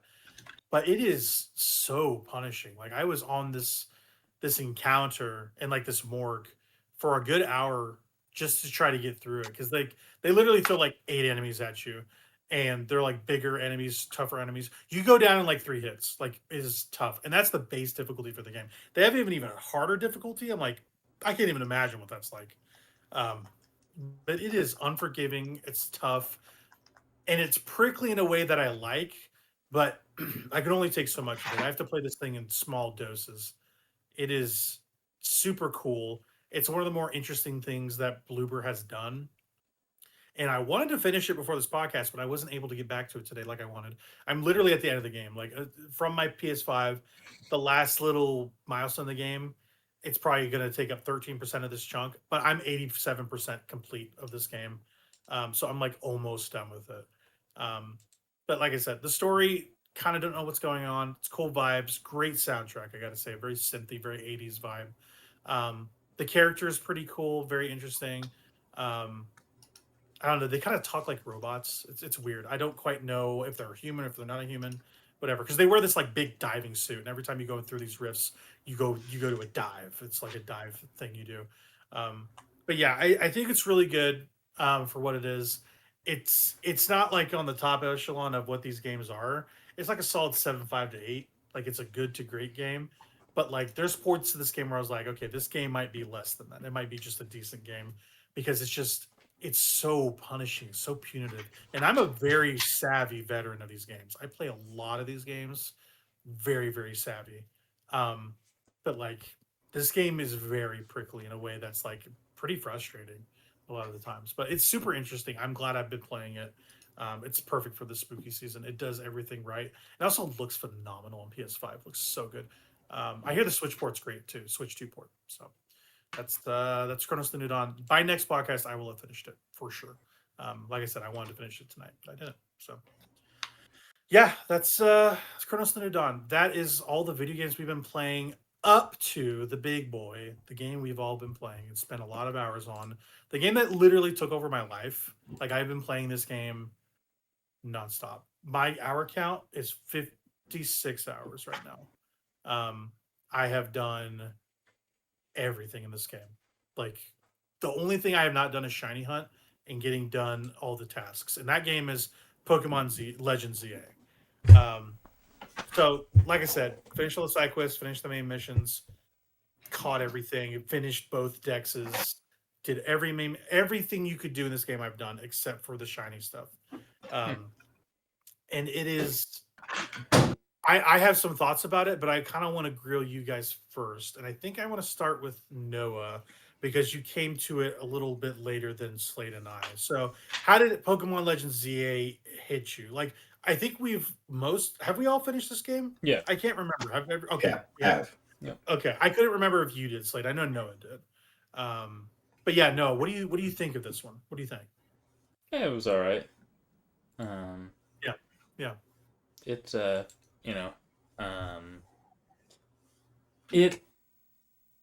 it has a lot of issues. It's a really, clunky attempt at this sort of like real-time combat that they're going for. And so it just feels sometimes like the original like combat system, but like in real time rather than like this like strategic sort of like placement that I kind of imagined when I saw the trailers and stuff. Like, yeah, it feels like your Pokemon's just too stiff to do kind of like the movements that I imagined you'd be able to do in your head. Like, it's not like the like fluid movements of like a Pikmin, it's more just like this like rigid thing that you can like move to one location near your character if you need to, but other than that, like there's no really way to like control the placement of your Pokemon. So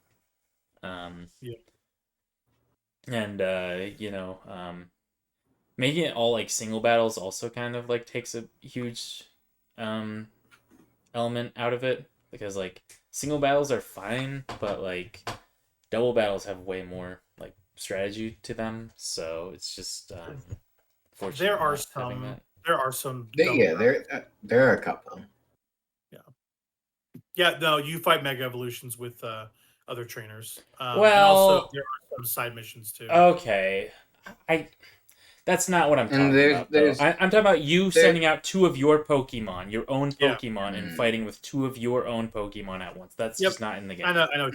I know. That's not. But like they do a variation on that. I see what you're saying. Yeah.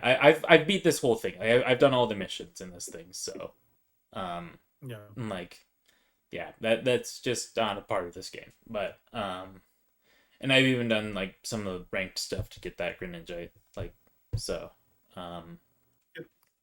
but it's fine. It's just it's not what I expected this thing to be. Once again, Pokemon just over-promising, under-delivering, I feel like is their motto. And like I don't know. They just give like there's always a lot of hype for these things, and I try and not I try and not be part of the hype because I know that these things are gonna overpromise and underdeliver. And I mean, they're still all right games. They're still fine. Still fun, but they're just not. They're definitely far from a masterpiece. Like they haven't put out one of those in a long time. So I think I would push back on that a little bit for recent. I think the last Legends game is excellent. That's an excellent video game. But I don't want to get ahead of myself. Slade, what did you think about this thing? Yeah, so I'll be the other side of the pendulum. I thought this game was really great. I'm a big Kalos head, so I really like extra liked it because of the setting as well. Not to say that like if I had to rank the two Legends games, I do think I just have to by principle say Legends Arceus is the better Legends game. Yeah. Oh yeah. Like it just got everything right the first time. But ZA is still really, really good. It even though it was just the one map, it still was really expansive, and they had like a couple of sneaky things here and there. They kind of with the rooftops, even though it was a little annoying to get around sometimes, it was still pretty fun to figure out like how to get from one rooftop to the next.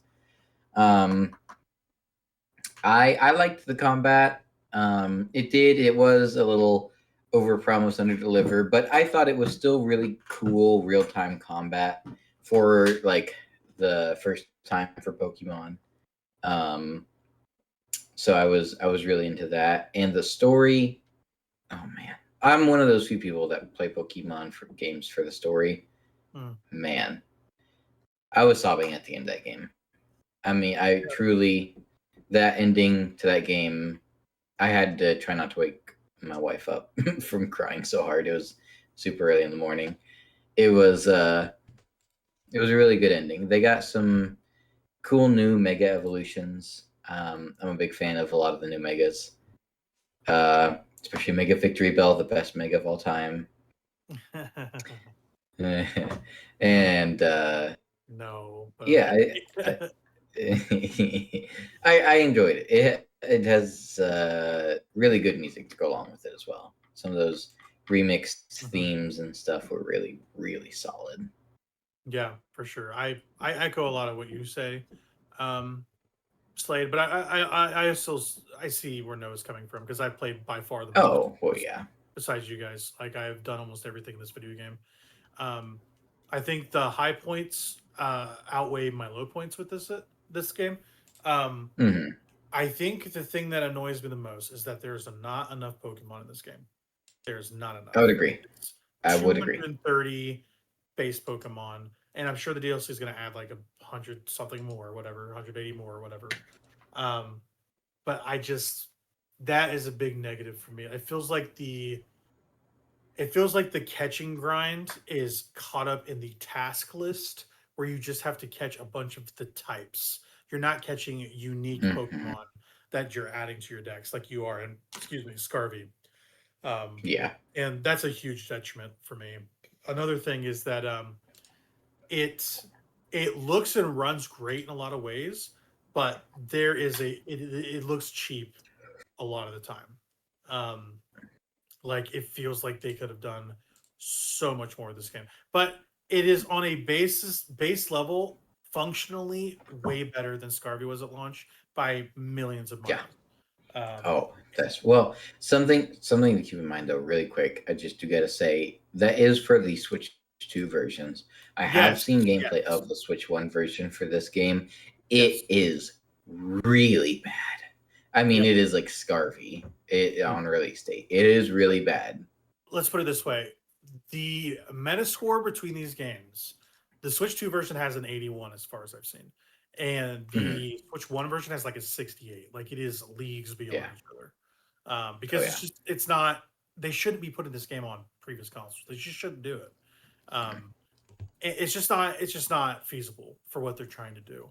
Um, No. and it's a huge detriment because that is the biggest player base for this game is the Switch One, 100%. Like hmm it's hard to say that, but like that's the truth. Like Switch 2's relatively new. Sure, they're selling by the millions. They're flying off the shelves as soon as they stock them. But most people have Switch Ones. It is like one of the highest selling consoles of all time. So when you have a new Pokemon game that is so widespread, so big like this, they're all going to be playing on Switch One if they don't have a two. That's just the answer, you know. So it makes sense why so many people are pissed about this thing not running well, is because it's unacceptable on Switch One. It really is. I've Oh seen yeah. this run on it. It's no good. Do not play that game on Switch One. Um, on Switch Two, though, which is where we all played it. It is very good to great in terms of performance. Um, there is a little bit of slowdown, especially in some like mega evolution fights where there's like some stuff going off on screen where you're just like, okay, it's chugging slightly, but usually the Switch 2 can keep up pretty well because it's a powerful handheld for what it is, you know. Um, Oh yeah. but Yeah, I guess my criticisms kind of lie with my history with the Kalos games. I never played X and Y, or I haven't finished those games, so like I've missed a chunk of the story there. And I just I feels like the story for this like has a lot to do with the first one, including like L Oh, and you know, Z A Z or whatever his name is, um, mhm. and you know, stuff I've just missed that I need to get back to. And it kind of, I think it kneecaps the game a little bit, me missing out on that stuff. But on the whole, I think this game it's a good Pokemon game. It's not a great Pokemon game. It's not a bad Pokemon game. I'm in the middle of the two of you guys, I think.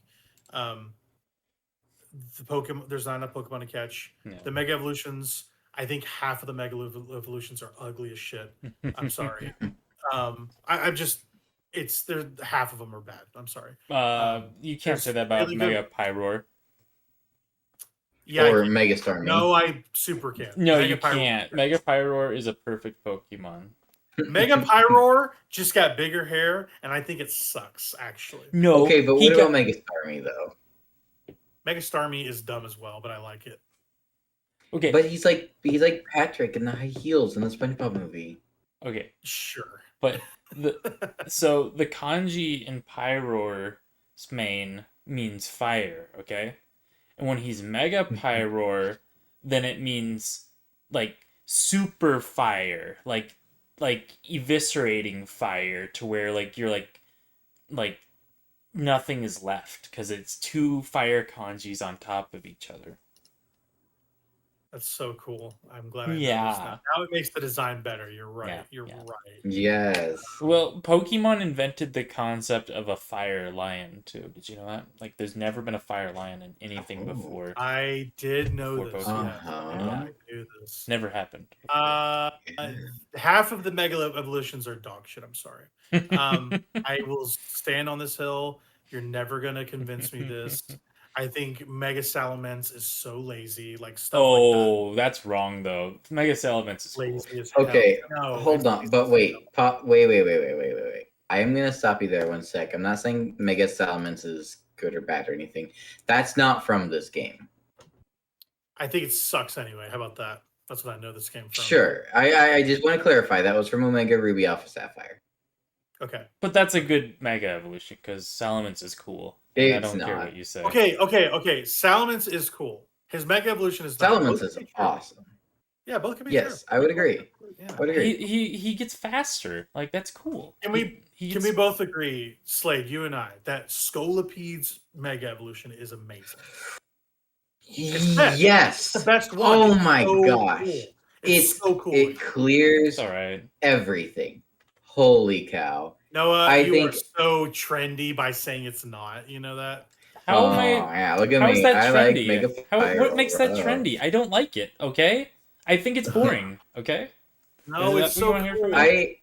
It's okay. My only one complaint with it, I wish that it had the Whirlipede colored armor all over instead of just on the front.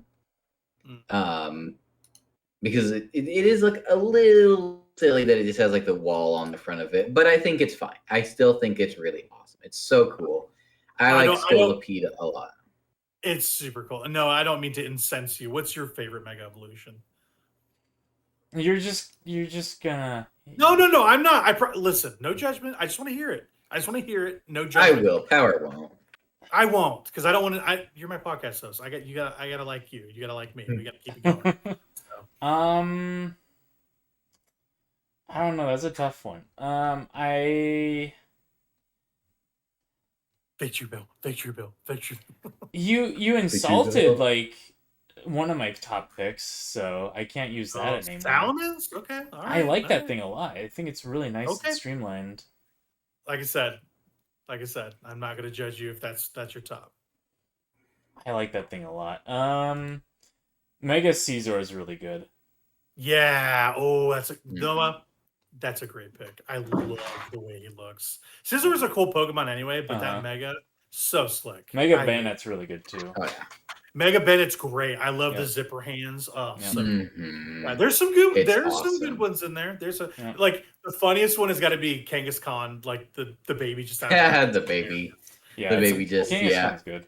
The King of Skun's It's- good. Yeah. Just like it just an execution. Like it doesn't change anything about it looks. It's just babies out of the pouch. I love that. I Yeah. love that. mhm. So funny. So funny. I think Mega Scolipede is great. I think probably my top 2 megas of all time though is definitely Mega Autono and Mega Phalanx. Those two, they're just great. I You mean, love Mega Phalanx. Yeah. You love he is so funny. I am sorry, but once I saw the two little guys on the bottom carrying them with their own feet instead of like using them as feet, Yeah. it was so funny. Okay, One of the funniest guys in the game uses them too. So look at that artwork. He and tell me just- that's not cool. That's so nice and streamlined of a not. design. It's really cool. Okay, so listen, I like the look of it in this rendering you've Yes. given me. But in practice, in the game itself, not. Here- a fan. I'm That's just gonna because be all honest. the Pokemon look bad in the game because it sucks. They should have never gone to 3D. okay, Yeah. hold on. That's debatable. Here's my issue with Mega Salamence, okay? I like everything about Mega Salamence except for this like jetpack strap that he has. Mhm. That's like the one thing Sure. I don't like. Sure, whatever. I It- can it- forgive okay, you it- for it- it's Jetpack just Strap. it's just such a big thing for me that it just ruins it completely. If he I didn't think have it's- that, Yeah. I think it'd be great. Weird. I think it's the fact that he puts his hands in there. I don't know. It's not a fan. Yeah. That's just me. Yeah. He's holding onto his jetpack, you know? Like the wings are sick, yes. and the head is Yeah, sick. the Yes, like the head and the eclipse wings. very cool. Yeah, Even the it's tail just- is it looks like like nice. he's- Like the tail just like flows really nice. Yeah, like I like everything about what Slade's saying. Just the whole arms in thing, like a turtle. Not Mhm. the biggest fan of that, but that's really my hang up. Yeah, to be yeah. honest with you. If I were to break it down, that's what I would say. I think it's a Um, really good design. Mhm. But yeah, I guess talk about something other than Mega Evolutions. I did think the story. I did think the story was good. From what I saw of it, I kind of liked your posse, like your people you hung out Yeah. with, Urbane or Tawny, whoever you picked for. They were the judge. inoffensive. They were, yeah. I think Naveen was funny. His whole streamer deal was very funny. Yes, that was peak. The trainers were cool, like the people you fought. I really liked Corbeau. He was sick with the Rust Syndicate stuff. Very cool design for that Mhm. guy. Yeah, I think the end boss for this game is terrible. I do not. Oh gosh, I don't get me like started it. on that. It's so bad. Like they don't even let you fight the main thing. You're fighting like minions. It's hands, It's not. like his little hands. It's terrible. Like thematically, it's awful. In practice, it's not fun. Like I like the idea of the Eiffel Tower fighting me. That is a cool idea. Let me do that. Spoiler. Let me do that. I don't. Whatever. It's the Eiffel Tower. It's a French Pokemon game. Fuck everybody. Like you're fighting this thing. It should be cool. They do some cinematic flair with Zygarde. That's cool. But like, not a fan. The best part, like the best boss fights in that game are the Mega Evolutions. Like the Banette boss fight is awesome in that game. It's so good. Mhm. There's a lot of good Mega Evolution fights in that game, but that's like top for me. And also the legendary hunts are great. Like the Xerneas fight is awesome. The Yveltal on top of the dome is super cool. And then when you fight Zygarde in the Zone 20, I love that fight so much. It's like a 3-stage boss fight. Now, Zygarde was definitely the coolest of those three, in my opinion, because he's like a rogue mega battle. I don't know. I mean, in how the game was set up, you couldn't really do it much better than they did. I thought the Yveltal like place where you fought him was cool, but like Yeah. Yveltal, they weren't anything special. He got caught in like the They first just, like, Pokeball hit. for me. Yeah. Like I you think just I did it twice. I did it twice and missed my first one, but it wasn't tough. So. mine took like 5 for Xerneas and Yveltal. Yeah. Oh really? Wow. Yeah. Yeah, but Yeah. yeah. Let's be honest. No one likes Yveltal. People love Xerneas. Hey, Uh, Stop it. No. Both wrong. are strong designs. Yveltal. They're both strong designs. Yveltal, I can't get rid of Bacon Bird though. I'm saying I've heard from people they prefer Xerneas. I like both. Let's be real. I like both. I'm not saying I prefer one or the other. I think I like Xerneas slightly more because of the design. Like slightly, if I had to give it an edge. I love the deer idea. Super cool. And that and Noah hates fairy types, but I like the idea it's a fairy. That's cool. No. I know. He's like vigorously shaking his head at that. But also I like Okay. Zygarde's dog form. Zygarde's dog form is super cool. So. Uh-huh. Can we talk real quick about the funniest joke in all of Pokemon they made with one of the new main trainers of the game, with Okay. Jacinth, the fairy type specialist of the game, Who we hate. beating the dragon type trainer specialist of the game so bad that she became her maid, because everyone jokes that fairy types whipped dragon types into place, and I think it is the funniest joke Pokemon has ever made. Fairy types. I love it so much. The games were perfect until fairy type. Noah's just the maid. Literally. No, don't ask how I beat Zygarde, Noah. That'd make you shake your head even worse. Wait. How'd you beat Zygarde? How'd you do it? With a singular Florges. Really? Interesting. Not I had just anything but that. I had Wish, Calm Mind, Moonblast, and Giga Drain, and I just kept myself alive and would maneuver Florges around to dodge the attacks. Wow. I used Xerneas to fight Xerneas and Feraligatr to fight Zygarde. Mm-hmm. Yeah, I also leveled the hell out of my Pokemon. I have like 6 level 100 Pokemon. Yeah, I basically had a party. I stuck with it like 80% of the game. Once I got the legendary, they became part of my party too. But yeah, I guess if you had a highlight, Noah, what do you like about this game the most? I guess if you had to think about it. I think, I guess I like that it's trying to do something different, like be a departure from the series, but like I don't know, it just falls flat on a lot of pieces for me. Like graphically it's not very impressive. Like the gameplay isn't that impressive. And like honestly, I think the most egregious thing that this game does is the placements of Pokemon. Like, what's Dratini doing just hanging out on a rooftop? Those guys live in caves. They don't live on rooftops. Like, the Pokemon that live in cities have already been established, and like, and now they're just like trying to say like, oh no, every Pokemon can live in the city. Like, no, every Pokemon can't live in the city. Like, I don't care if you put a tiny little enclosure and stuff all of the Pyroars into one little tiny enclosure. Like, they're not gonna like that. That's not where they live. They don't live there. Yeah, the idea. Okay, I think the idea for this game is it's baby's first Pokemon. We'll put it that way. This is the introductory Pokemon game. If you were to play a new Pokemon game, you'd play this one. You'd have the idea of what Pokemon is, and it doesn't have to make sense because you're learning about Pokemon. This is what that feels like to me. Yeah. It is not trying to be impressive in really any way besides being a functional Pokemon game. And literally, what I mean by functionality is like it's the easiest to play, it's the easiest to get the Pokemon, it's the easiest to find the Pokemon. I think that's what makes it so base level accessible to people. Like, if I were to give this to a new person, they would understand Pokemon and be into the series for life. I really do feel like that. You could not give them the DS game and let them go crazy like this.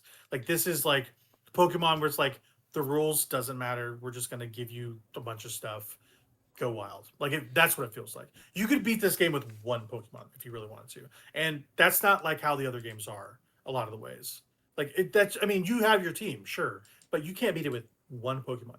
I basically finished this game with Feraligatr. I'm going to be honest with you. Like, pretty much throughout the game. And I switched here and there as needed, right? Yep. Feraligatr, like, carried me because I did the same thing with Meganium. Yep. And that's how, like, this game enables that gameplay more than almost any of it. You can't do this in even the last Legends game. You just can't do it. You know, and I agree with you story wise. Like, why would this matter? Like, hey, we've got a bunch of pyroars in Area 17 running around. They wouldn't like that. They're just in this construction zone. They just got zoning for pyroars. It never makes sense. I finished the ZA Royale, the Infinite. They barely get into it. It's kind of disappointing. I'm not going to lie to Yeah. you. Yeah, And yeah, that was my biggest complaint with the game is they set up this big overarching thing of, oh, we're trying to get Pokemon and people to coexist in the same area, and then like throughout the story everyone's like, this is a bad idea, we shouldn't do this, and they show why it's a bad idea and why we shouldn't do this, and it just nothing comes of it. Like, it just falls flat. Like, it just falls yeah. off for a different plot at some point. Them bringing it up and then not doing anything with it is annoying. I agree with you. But what's really annoying is they don't have a stance on anything if they're going to bring this up. Like they basically go like, Mhm. I don't know, man. Is this good? Is this bad? Doesn't matter. We don't have a stance on it. Like literally they present you this quandary and go like, even we don't have a stance like, is this a good or bad thing? You got to decide for Yeah, yourself. But then they don't give you any closure on that. Like I've done yeah, all the quests, this Infinite Royale. I did all 15 rounds of that. There's if you do 20, you can do the Jacinth zones. I don't know if I'm gonna ever do that. But in terms of just everything mission wise in this game, I finished. It is unremarkable. Like Urbane or Tawny gets told, "Oh, your mom did all this zoning stuff. This was your thing. This is her thing," and then she went off to go rest because the job was hard. That's literally what they say about her as a character. that's And they said, insane. "Dude, I'm telling you," and I'm like, "What? What? What is this? What is this game? What are we do? What are we doing? What are we I doing?" honestly forgot about that missing person plot point because again they Yeah, just bring it up and then nothing yeah. ever happens. And this, I'm sure she's coming back for the deals. Like I have, they're like, "Oh, she went off to a far away land." Blah blah blah blah blah. I'm sure she'll come back. Hmm. It's so unimportant. It's frankly crazy that they ever brought it up again. Like even because I'm like, okay, surely they won't bring this up again. Like if they do, it's a DLC thing. Nope, they brought it up at the very end of that thing. And the Quasartico CEO is your grandma, is Urbane's grandma or whatever. Hmm. And I'm like, okay, whatever. None Goodness. of this matters. None of it. Yeah. Um, whatever. Like it is a mixed bag. I think it's a very good game, very playable game, Yep. but it's nothing great. Mhm. I still prefer Scarby over this. Legends Arceus trumps this game in almost every capacity. I think that game is not immaculate, but it's a fantastic video game. It's probably the top three. My favorite Pokemon game is Legends Arceus. I love that game. Oh yeah. It's so good. It's one of my favorite Switch games for Pete's sake. But I guess to top it off, like I feel like we're all relatively mixed on what this thing is, but we're all various scales of positivity. Noah's pretty mixed to negative on it. You're very positive to it, and I feel like I'm sort of in the middle. I think it's a good game, not even a decent game. It's a good game, um, and I think it's definitely worth having a Switch for. Like if you have a Switch, you should probably get this game. Yep. Um, Switch 2. but Switch 2. Don't play this on Switch. Again, let's be adamant about this. But it's a great it's shaping up to be an amazing first year for the Switch. Like this is another case to buy a Switch 2. I think this game is great. It's a great time. It's a Mhm. great time. So any finishing touches you guys want to put on this thing before we jump into a quick topic? We don't want to stay up too much later, but Yeah. I'm glad I finished AZ's story. It made me very happy. yeah, yeah. I'm glad you liked it. It got very interesting at the end. I'm Yeah. with you there. No, any buttons you want to put on this thing? No, yeah, it was a fine experience. I don't, regret playing through it. I enjoyed my time with No, it, but it's yeah, just, being critical on games is important, and like the sorry for bullying the multi-million-dollar company, but they need to do better. stay They away, just straight up stay need to do away. better. So Yeah, they can do better. They just aren't. They're not putting enough money into these things, not enough time into these things. And it it shows. is. Give us It is voice acting. frankly Where's the voice acting? exactly. that's another thing we did not harp on. Yeah. It is so apparent how Yeah. lacking this thing is in basic functionality. Yeah. It is 2025, and we do not have voice acting in a Pokemon game. I don't We care don't if it's- like. Yeah, It that could be is- bad voice acting. That's fine. Just give it voice acting. Even Nintendo got to it with Zelda, which Yeah. is like, Zelda okay, has good so voice they don't acting. voice Link. Yeah. They don't voice Link. Okay, whatever. They voice literally every other character Yeah. in those games. No, they voice that's Link. like- He goes Hicks, yeah, and stuff, and you know. Sure, but like but yeah, you'd think there'd be a base level for a Pokemon character. Yeah. Your main character makes no sound. And Yeah. every cutscene in this game is framed like people are talking to you and Yeah. you're missing an audio track. Yeah, It is that- a huge I- oversight. I felt that same thing when I was playing through that 3D Kirby game. That's the same exact thing sure. I was feeling watching those cutscenes. I felt like I was missing an audio track. I was like, what's going on here? I'm missing an audio track. Something doesn't feel right. That was a little bit more egregious because there like wasn't even like sound effects necessarily in those cutscenes. Yeah. So it was just like Right. just the music, and I felt like I was watching like a silent film or something. And but like with Pokemon, like it's still just like it's just so baffling. It's so baffling. Like give us It is something. baffling. It is It can very be bad very- voice acting. I don't care. Just give us something at this Uh-huh. point. Yep. It was pretty bad. And on that starter cutscene when Floette saves you and she fires off like the big laser beam into the sky, and everyone's just mouthing words, and they just it was bad. It was really Yeah. bad. I think it's gotten to the point where I think enough people have groused about this. I would be shocked if they didn't put this in the next game. I'm just gonna be honest with you. No, I really do think. Always I do think expect I- always expect nothing from Pokemon. That's what I say. I think if they were to do voice acting, it would either be the next Legends game. I don't think it's going to be Generation 10. I think it's going to be Generation 11 before we get voice acting. That's my ridiculous. guess.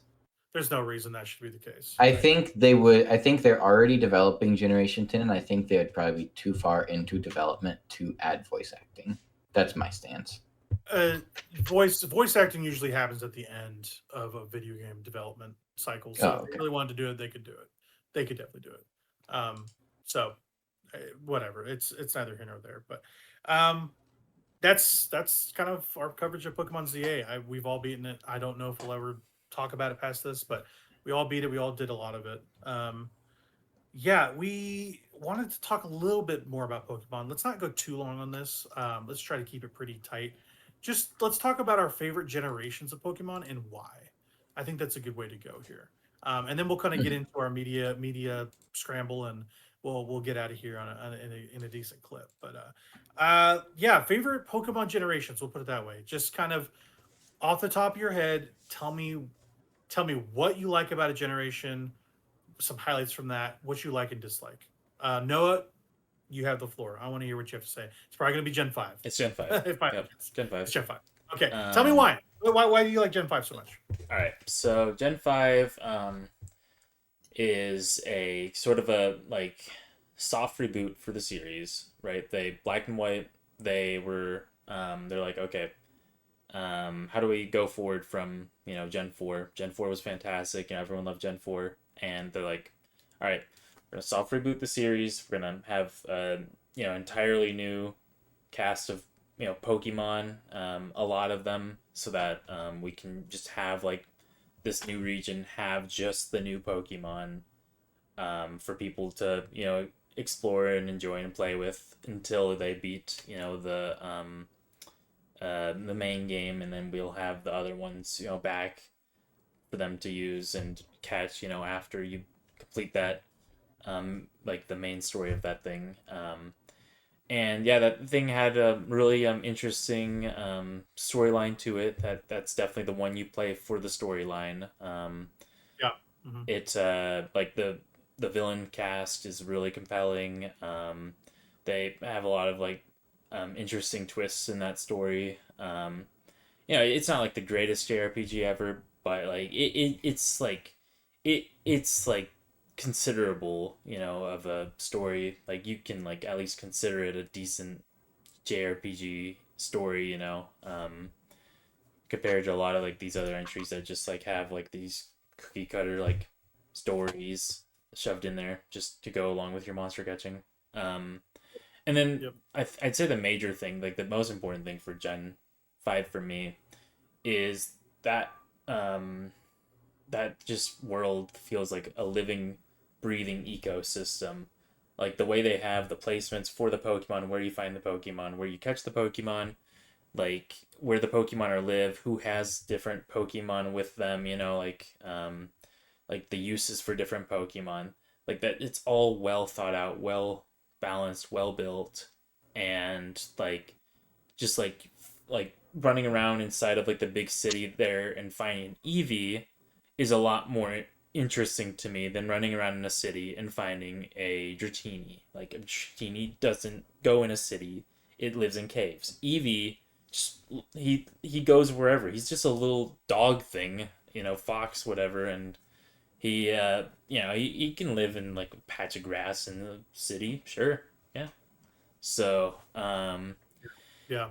I'd say that, and then like the sprite work as well in Gen 5 is just immaculate. Like that was like Game Freak was they had mastered the craft of pixel artwork, and Mhm. I don't think they should have stopped making pixel artwork. I think they should have just kept with the pixel style. Like that was their forte. That was what they were good at.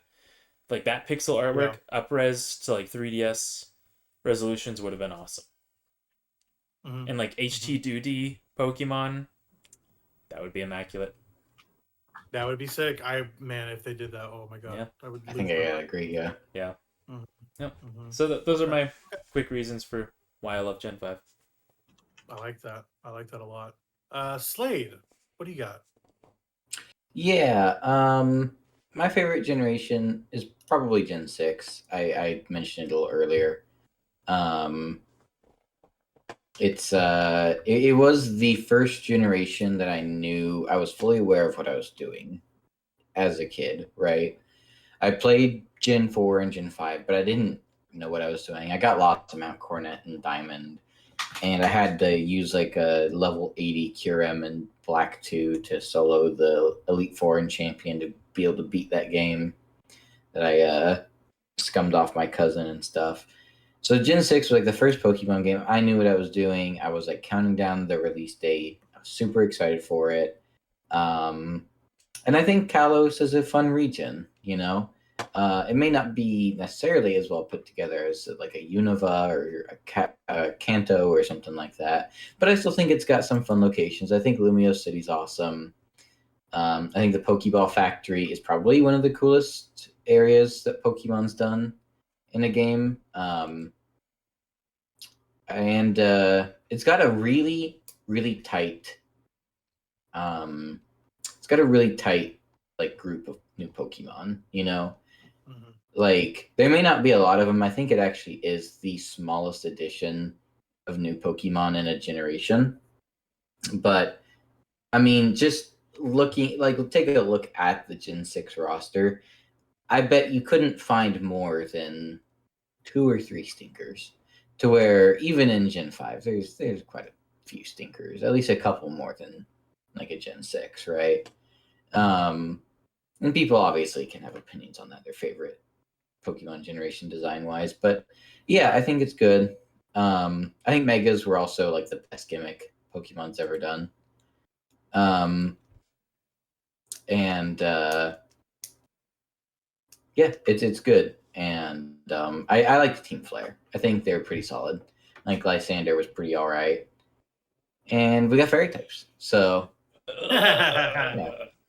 No one's going to vibrate out of his chair. The all important fairy type to control those stinky dragons. Okay, so do you think they will add another type ever? Do you think they're done? Ooh. They're done. You think so? See, I would say that, but then they went all the way from Johto until Kalos to add another.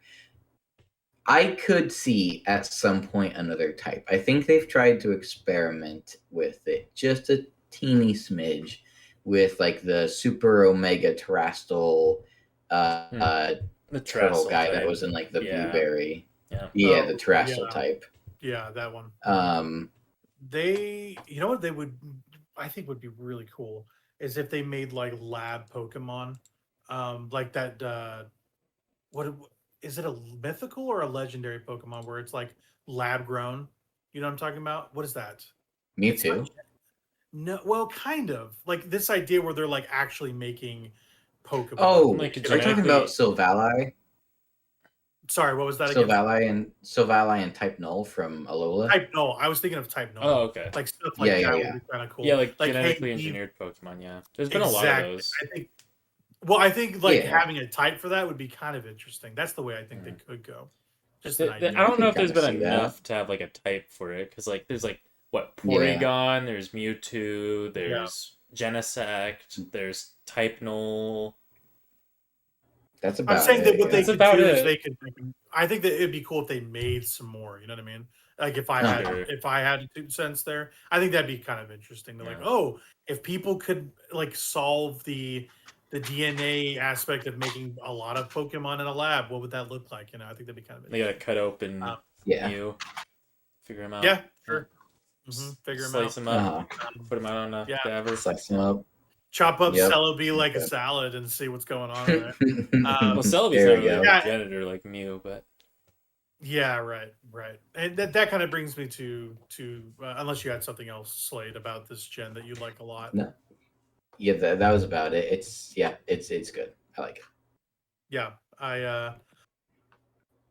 pardon me. I like Gen 2 the most. If we're talking gens, I think single game Legends Arceus by a country mile. I love that game Yeah. so dearly. It's in contention with it in Crystal. I think Pokemon Crystal is the best Pokemon game, hands down. I'm sure those remakes are great on DS. I haven't played They Soul are, Silver or Heart by the Gold. way, they're great. Mhm. Sure, right, Fair. and yeah, I just I have a very soft spot towards that Game Boy Color Crystal. Yep. It is the most fun I've had with the Pokemon game. I've beaten that game 3 times. I've gotten everything in that game multiple times. I adore that game. The dogs are cool. Suicune, Raikou, and Entei. I love those things. I love the fact that you can get both of the versions legendaries in there. The birds. I love that. Oh, and Mhm. I love the Ho-Oh tower. I love that Mhm. section. Ho is an So- awesome so much. legendary. I Oh, love yeah. that thing so much. Ho-Oh's great, and when you find Lugia in the cave is iconic. Yep. Iconic. Lugia's so cool. Lugia is Love great. Lugia. I love Lugia is one of my favorite Pokemon. Like straight up, that's what we Yeah. talked Yeah. about in our last podcast. Pokemon movie 2000 all the way.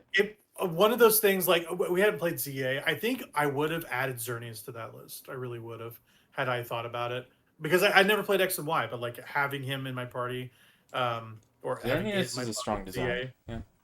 I love Xerneas so much. There's just something about that guy. But yeah, Gen 2 is by far my favorite. It's got a great story. I love the multi-region. Going back to Gen 1 landmass and getting all the Pokemon there, fairly mind-blowing stuff.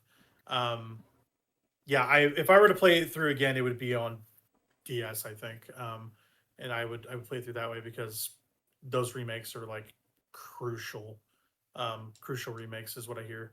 So Gen 2 for sure. I think a runner-up would probably be. I really like Scarvy a lot. I really did. Mhm. I just liked it because of the breadth of it. There was a lot in that video game you could do. A lot of Oh, yeah. Pokemon, a lot of interesting things. I love the DLC in that game, especially. I think it's super strong, that DLC. And the fact that it's multi-stage and you get interesting legendary Pokemon in those stages that like actually mean something to the story and are really unique, to like Pokemon. I love the ogre stuff and the turtle stuff and the second one. So that's a runner up for me. But Gen 2 by a country mile is my favorite. And Celebi is one of my favorite Pokemon too. The mythical stuff. I love mythical Pokemon like Koopa. I also brought up that's also one of my favorite Pokemon. Yeah, that's an iconic gen for me. So that's our picks. I would say that's a quick little topic, fun little quick hit. But yeah, I like where we went with that. It went about the way I expected, knowing you guys pretty well. I feel like that's the way that should have gone for sure. But But yeah, let's talk a little bit about, now that we're out of the games portion, a little about what we've been like looking into. So, Slade, you have one thing. So, talk to me about listening to Creepcast podcast, Yeah, right? Yeah, tell me about that. yeah. It's a podcast. It's a podcast with Goon and Meat Canyon. I know that those two names probably set off a lot of people in a good way, like sleeper agents. They're two pretty funny guys. They got like 10 out of 10 chemistry with each other as well. Yeah, they're great. They so Creepcast they read anything from amazing to dog shit to classic creepy pastas, no sleep stories, viewer submitted stories. And it's always a fun time. Even if the stories are bad, they got amazing banter. Um, if the stories are good, then they'll lock in. Um, it's pretty cool because Wendigoon will do like the reading of like what characters are doing or stuff, and then Meat Canyon will voice act, which is just perfect. Um, yeah, it's a fun time. Fun time. I'm listening to Tales from a Lonely Broadcast Station that they're reading right now. It's very cool. Very cool story about this broadcast station in the middle of nowhere in the woods. It's got a lot of weird stuff going on. So Cool. It's like a narration podcast. That's fun. It's fun. yeah, but it's not just they don't just sit down and like narrate, right? Like they talk with each other about it. They joke all the time. It's great. You're getting the best of both worlds. You're getting the story and some original banter from both of them. Yeah, I don't mean to like put it in that box necessarily, but that's cool that Yeah. you have active listening to that, and go like, oh, I'm really invested in this. So yeah, Creepcast from what I've seen is great, and both of those YouTubers are excellent, especially Wendigoon. I love Wendigoon. Very cool, Mhm. very cool. Noah, I'm giving you the floor here. You're going to talk about some isekai. Talk to me about Isekai Quartet and then all the slop you've been watching. Yeah, Isekai Quartet is something I finally got around to. It's actually airing its third season right now, but I went back and watched all of the previous stuff for that show, and it's fun. It's a blend of four big isekais. It's like a comedy crossover sort of thing. So they got Konosuba, Overlord, um, Saga of Tanya the Evil, and freaking ReZero as like the main Okay. four isekai that are represented in that thing. And then they've got like guest appearances from other isekai, like Shield Hero shows up in season 2 sometimes, and Overly Cautious Hero shows up in season 2 sometimes, and then in season 3 they've got the Eminence and Shadow is introduced in that one as another like isekai that's in this sort of setting, and yeah, it's just like a weird like comedy crossover thing that I really like. I'm what's the word? I'm prone, I guess, to liking these things. Like I'm disposed to liking these things because for one thing, I like isekai a lot, and for another thing, one of my other favorite comedies is a crossover comedy. Um, Carnival Phantasm is the Type Moon comedy crossover with all like the Nasuverse stuff, and so Yeah. I like these comedy crossovers a lot. I think these things are really fun. Mhm. So yeah, just like seeing like characters that you'd never expect interacting with each other, like it's pretty funny. Yeah. There's a lot of comedy to be had there, and yeah, it's a fun little thing. Yeah, and then just like isekai slop as usual. I don't need to go into details on it. It's the typical I just saw this person do this move, but now I can perfectly do that same move at this as this person because I watched them really carefully. Yeah, Really riveting, blending in. riveting. Yeah. I'm a Mhm. janitor transported to another world by an elf goddess who's got big tits. Yes, That's the name of the show. good That's the stuff. name of the Good show. stuff. Yeah. Yeah. Yep. But then I also watched that Overly Cautious Hero that I was talking about. I finally got around to watching that one. That one was a lot of fun. So now I've watched all the shows in that Isekai Quartet show. So, um, and yeah, and just watching crap like that. That's kind of the stuff that I watch. So Yeah, and the other thing that you and I are both watching, and Slade hasn't gotten back onto, is My Hero's final season. Oh man, it's going to be an all-timer season. I can just feel it. it's so good. It really is. So every single episode, like I said this last week, and then I'm saying that this week, like every single episode, I'm just bawling my eyes out by the end of it. Like I just like every single episode has been so emotional. 100%. Like, and the emotion for me, and I'm not gonna spoil anything, Slade. Have you seen the most recent season, like the previous season? Like I saw the previous season. Yeah, okay, yeah. so this is not a spoiler to you then. The idea that All Might gets into the fight with All for One at the end here is so thematically perfect in every way. So for a long time, and this is spoilers for the show, so just strap in. For a long time, there's been an All Might problem in the show, but it's not a problem. The idea is like, oh, he's impotent. He can't do anything. He's just a teacher. He's lost his powers. The idea that he can come back from that and be aided with technology, inspired by his students, unbelievable. Unbelievable character work. It gets me teared up every time. Armored All Might being actually insane is so cool. Yeah, I love it. Might be one of my favorite like character moments in any show. It's so good. When he's just cackling, he's like ah, and he's just like falling apart in front of All for One. Amazing. I cannot get over it, dude. He becomes Batman, like armed with all the tools of his class. It's so cool. Gosh, All Might is one of the best characters in anime.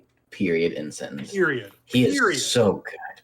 Fuck. And listen, it's so hard to get Superman level characters interesting because Superman inherently is super powered. Like super powered in the way where it's broken. So like how do you make it interesting?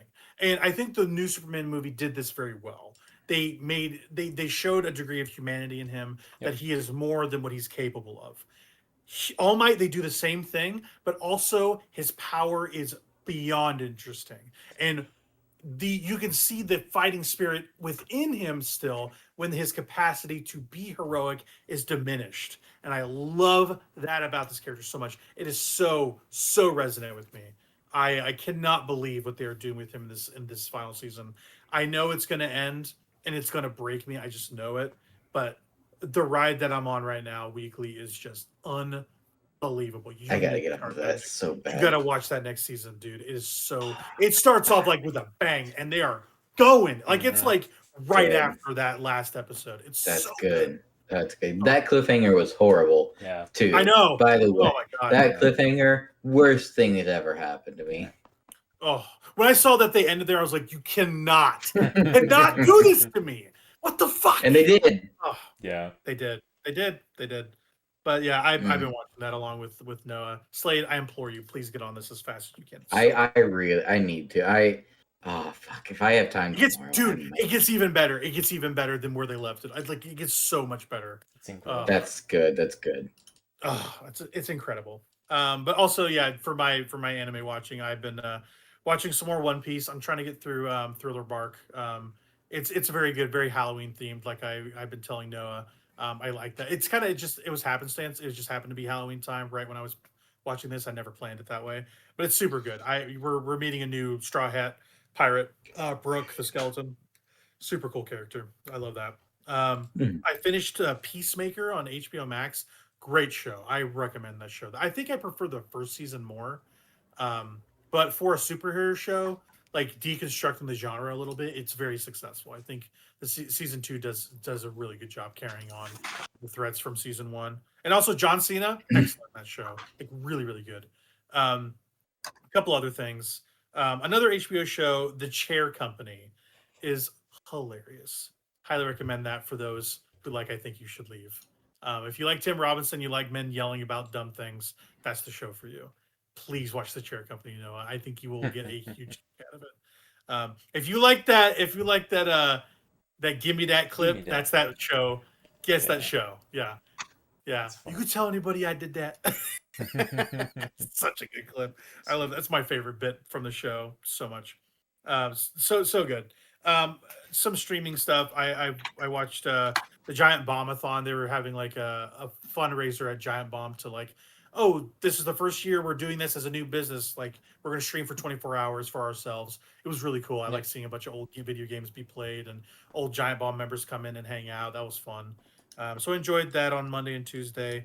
The Completionist had kind of like a ringer thrown at him with a lot of financial charity fraud scandal stuff. He started coming back with some videos that are really high quality, and I recommend people see that apology video. I think it's very well thought out and very well executed if you're into his content. So he's by far my favorite YouTuber. I've watched every one of his videos. I religiously followed him for years, and I was bummed to hear what happened and how things shook out there. But the Completionist is back, and I think he's pretty good. He's doing it by himself, but it's pretty good. The last couple things. Only Murders, I started up the last season with my wife, season 5 or something like that. Still good. Steve Martin, Martin Short. What can you say? They're masters of their craft. They're hilarious in that show. I started this book here, Red Rising. I don't know if you guys are readers, but this book, whew, it'll get you in the first 20 pages. I'm telling you, you will love it if you like it. If you like anything apocalyptic, Maze Runner fiction, whatever, Hunger Games, like that's it. It's like the best one of those I've ever read. It's not YA novel. It's more like more adult fantasy. Super good. It's more adult sci-fi, put it that way. But it's excellent stuff. And then the final thing, we watched The Nightmare Before Christmas last night because it's about that time, you know. Hey. And I always forget how short that movie is. That movie's barely over an hour, and it's so economical. It looks fantastic still. The music is just great. I always wanted to see another movie, but that takes place in like the other doors in that film, like the Thanksgiving door. Like where does that lead? You know what I mean? I've always wanted to see what would happen there. But yeah, watch that again just for Halloween stuff. And I think we're gonna watch Trick or Treat tomorrow. I think that's what we're gonna do. That's usually what we do on Halloween. I recommend you do that too, Slade. That's a great movie. Yeah, I can see some that. stuff. Some stuff I've been just checking out. So yeah, that's all the stuff that we wanted to bring up on this here show. Any other little bits you guys want to bring up before we kind of say goodbye? All good? I'm thinking Okay. of them. Not all at once. Gosh, put your hand. Fairy types suck. That's the takeaway here. All right. If you like fairy types, you're don't listen to this man. Don't listen. This man yells at cloud. That's me. I'm yelling at the literal like fairy type cloud looking Pokemon. Like, hate those. Mega Pyro does suck though.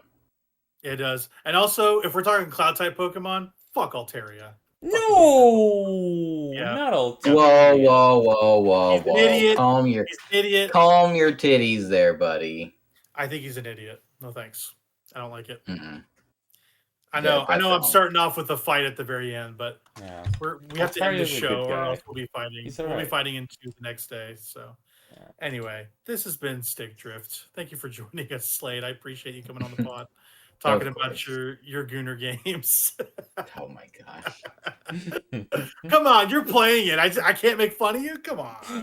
No, I get it. But all I'm saying is, it's got a good story. Okay.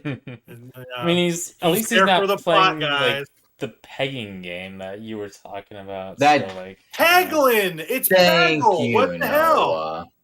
I am not getting gaslit here. You guys need to shut up. All right. I don't like this at all. This line of questioning, out of pocket. No thanks. Anyway, I'm probably going to be reviewing a couple of the games that I've been finishing. I'm kind of, I want to get at a better cadence with it, but like it's just the amount of things I need to get my hands on. It's kind of overwhelming me. So when I get to a good spot, I need to do that. It's a lot of stuff. By next pod, I will have finished Cronos, and hopefully Silent Hill F. I keep saying that every week. It's going to happen. And I'm also done with Assassin's Creed Shadows. There's not a lot to that game left. And I want to get that off my plate so I can go do other things. So, yeah, Noah, we should do this Dark Souls pod at some point. We'll talk about it. We did But we the should try to do it. we did the shampoo thing, so that's good. We did the shampoo, but the next big noose around our neck is Dark Souls. And Yep. I want to talk about it before we forget everything about what we I can't forget about Dark Souls. Don't you worry. I have that thing memorized from front to back. Yeah. Yeah. So, And we want to do it a different way. We're doing this Golden series, and we want to be as in depth as possible in that. Yeah. And Slade, I'm gonna say, if you want to get that sub, buddy, we'll play Dark Souls 3 and Bloodborne with you. You just gotta pony up that 10 bucks, bro.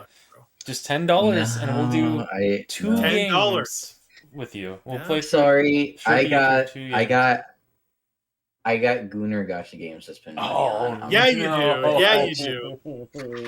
Yeah. You're just listen. It's okay, Noah. He can miss out on Peak. It's fine. He That's doesn't have true, to play yeah. those with us. Yeah. We know about those games. That's what's important. At least he Slade, plays. actually, Night Rain with me, so. Slade, actually, we're gatekeeping these from you. You can't play with us. All right. Okay. Dang. He's like, Sounds all good. right, back to Nikke Goddes of Victory with me. Yeah, Yeah, I got $60 to spend on a skin, so you know. insane. You could play online with us 6 times over. The yeah, listen, man. we've been messing around a little bit with Night Rain, still. So Yep. That's a good experience. Just solid from soft experience. So I think we're gonna just do the Dark Souls game sequentially. Noah and I are gonna play Dark Souls 2. I think that's what we're gonna do. I think that's what we decided. I need to get on Noah's wavelength about it. We're gonna do I like every that game. boss. I like that game. We're gonna do even the reindeer boss. Not the Noah. reindeer We're gonna though. We don't have we're gonna to do the reindeer. We do though, because that's what we do in Dark Souls 1. So it's that Alex Jones meme where he's like, I love the pain. The pain is the truth. That's me. You do the So- reindeer once, and you're like, okay, not doing this one again. Yeah. So we'll get shampoo up if it isn't already, and we will do the Dark Souls thing next in our off week. I think that's what we want to do. I have a structure I kind of have in mind. Noah wants to do a whole thing and put our gameplay up with it too, which is sick. I think that'd be awesome. He recorded how many hours of footage did you record for that thing? A lot. A lot. Like it took us 30 hours ish to beat that game. I recorded You most recorded of that. most of it. Yeah. Yeah. So Yep. it's gonna I have a be lot of fun. footage. As for when it goes up, we'll give Noah a cushion to make that. That's his baby. We're gonna let him do that. A and lot we'll of be that playing Dark Souls in footage between. is also has like the Nintendo Switch 2 game chat like Oh yeah, game chat. Let's motor not on forget. it, so it's pretty fun. So good. Honestly, Uh, hey, listen, game chat, it works, and we did a lot of game chat. We did a lot of game chat. We did a lot of game chat with we did a lot of- Pokemon as well. So I was gonna say, yep, all of us were in game chat for that. Yeah, 100%. So look for that. We're gonna at least record that hopefully soon. And we're gonna be playing Dark Souls 2, so we're gonna just chip away at this series. I need to finish Demon's Souls so we can actually have a conversation about that. On my personal time, once I get a couple of these bigger games done, that's gonna be my next goal, is to knock that out. Because I game's have an alright. idea in mind. I like that thing. Yeah. I have an idea in mind. I'm just playing the remake because I'm just not gonna pull out my PS3 for it. Yeah. We'll get it done. So Slade, again, thank you for your time. I appreciate you coming by. It was fun. Yeah. It's been a pleasure. Absolutely. I'm sorry for bullying you for your adult woman fetish. I apologize for that. You're not the first. You won't be the last. It's all good. It's so funny every time I bring it. I crack myself up every time I bring that up. I'm just like, adult woman fetish. I'm so I said it once, and now Master you of say it like comedy. every I single know. podcast. I run with it. I'm like, this is the best. Keep it's funny. saying it. It's It's funny. the The best people joke love ever. It's one of those things where the joke is not funny and then it becomes funny again for me. Exactly. Anyway, this has been Stick Drift. I don't know what we're gonna call this thing, but we're gonna have a thumbnail, and it's probably gonna involve some Gooner material. So enjoy. Put like the Peggle thing in there, because that thing's weird. I'll put the Peggle, but I'll like censor it. You know. Oh yeah, you better. I like it. I like it. Yeah, put it behind some jail bars. We don't need YouTube making us any more invisible than we already are. So That's true. Real. That's true. Slade, I appreciate you. You guys have a good one later. And as Dave Damashek says, it's been a thin slice of heaven. Love you guys. Bye, Pookies. Bye. we're drifting. Bye.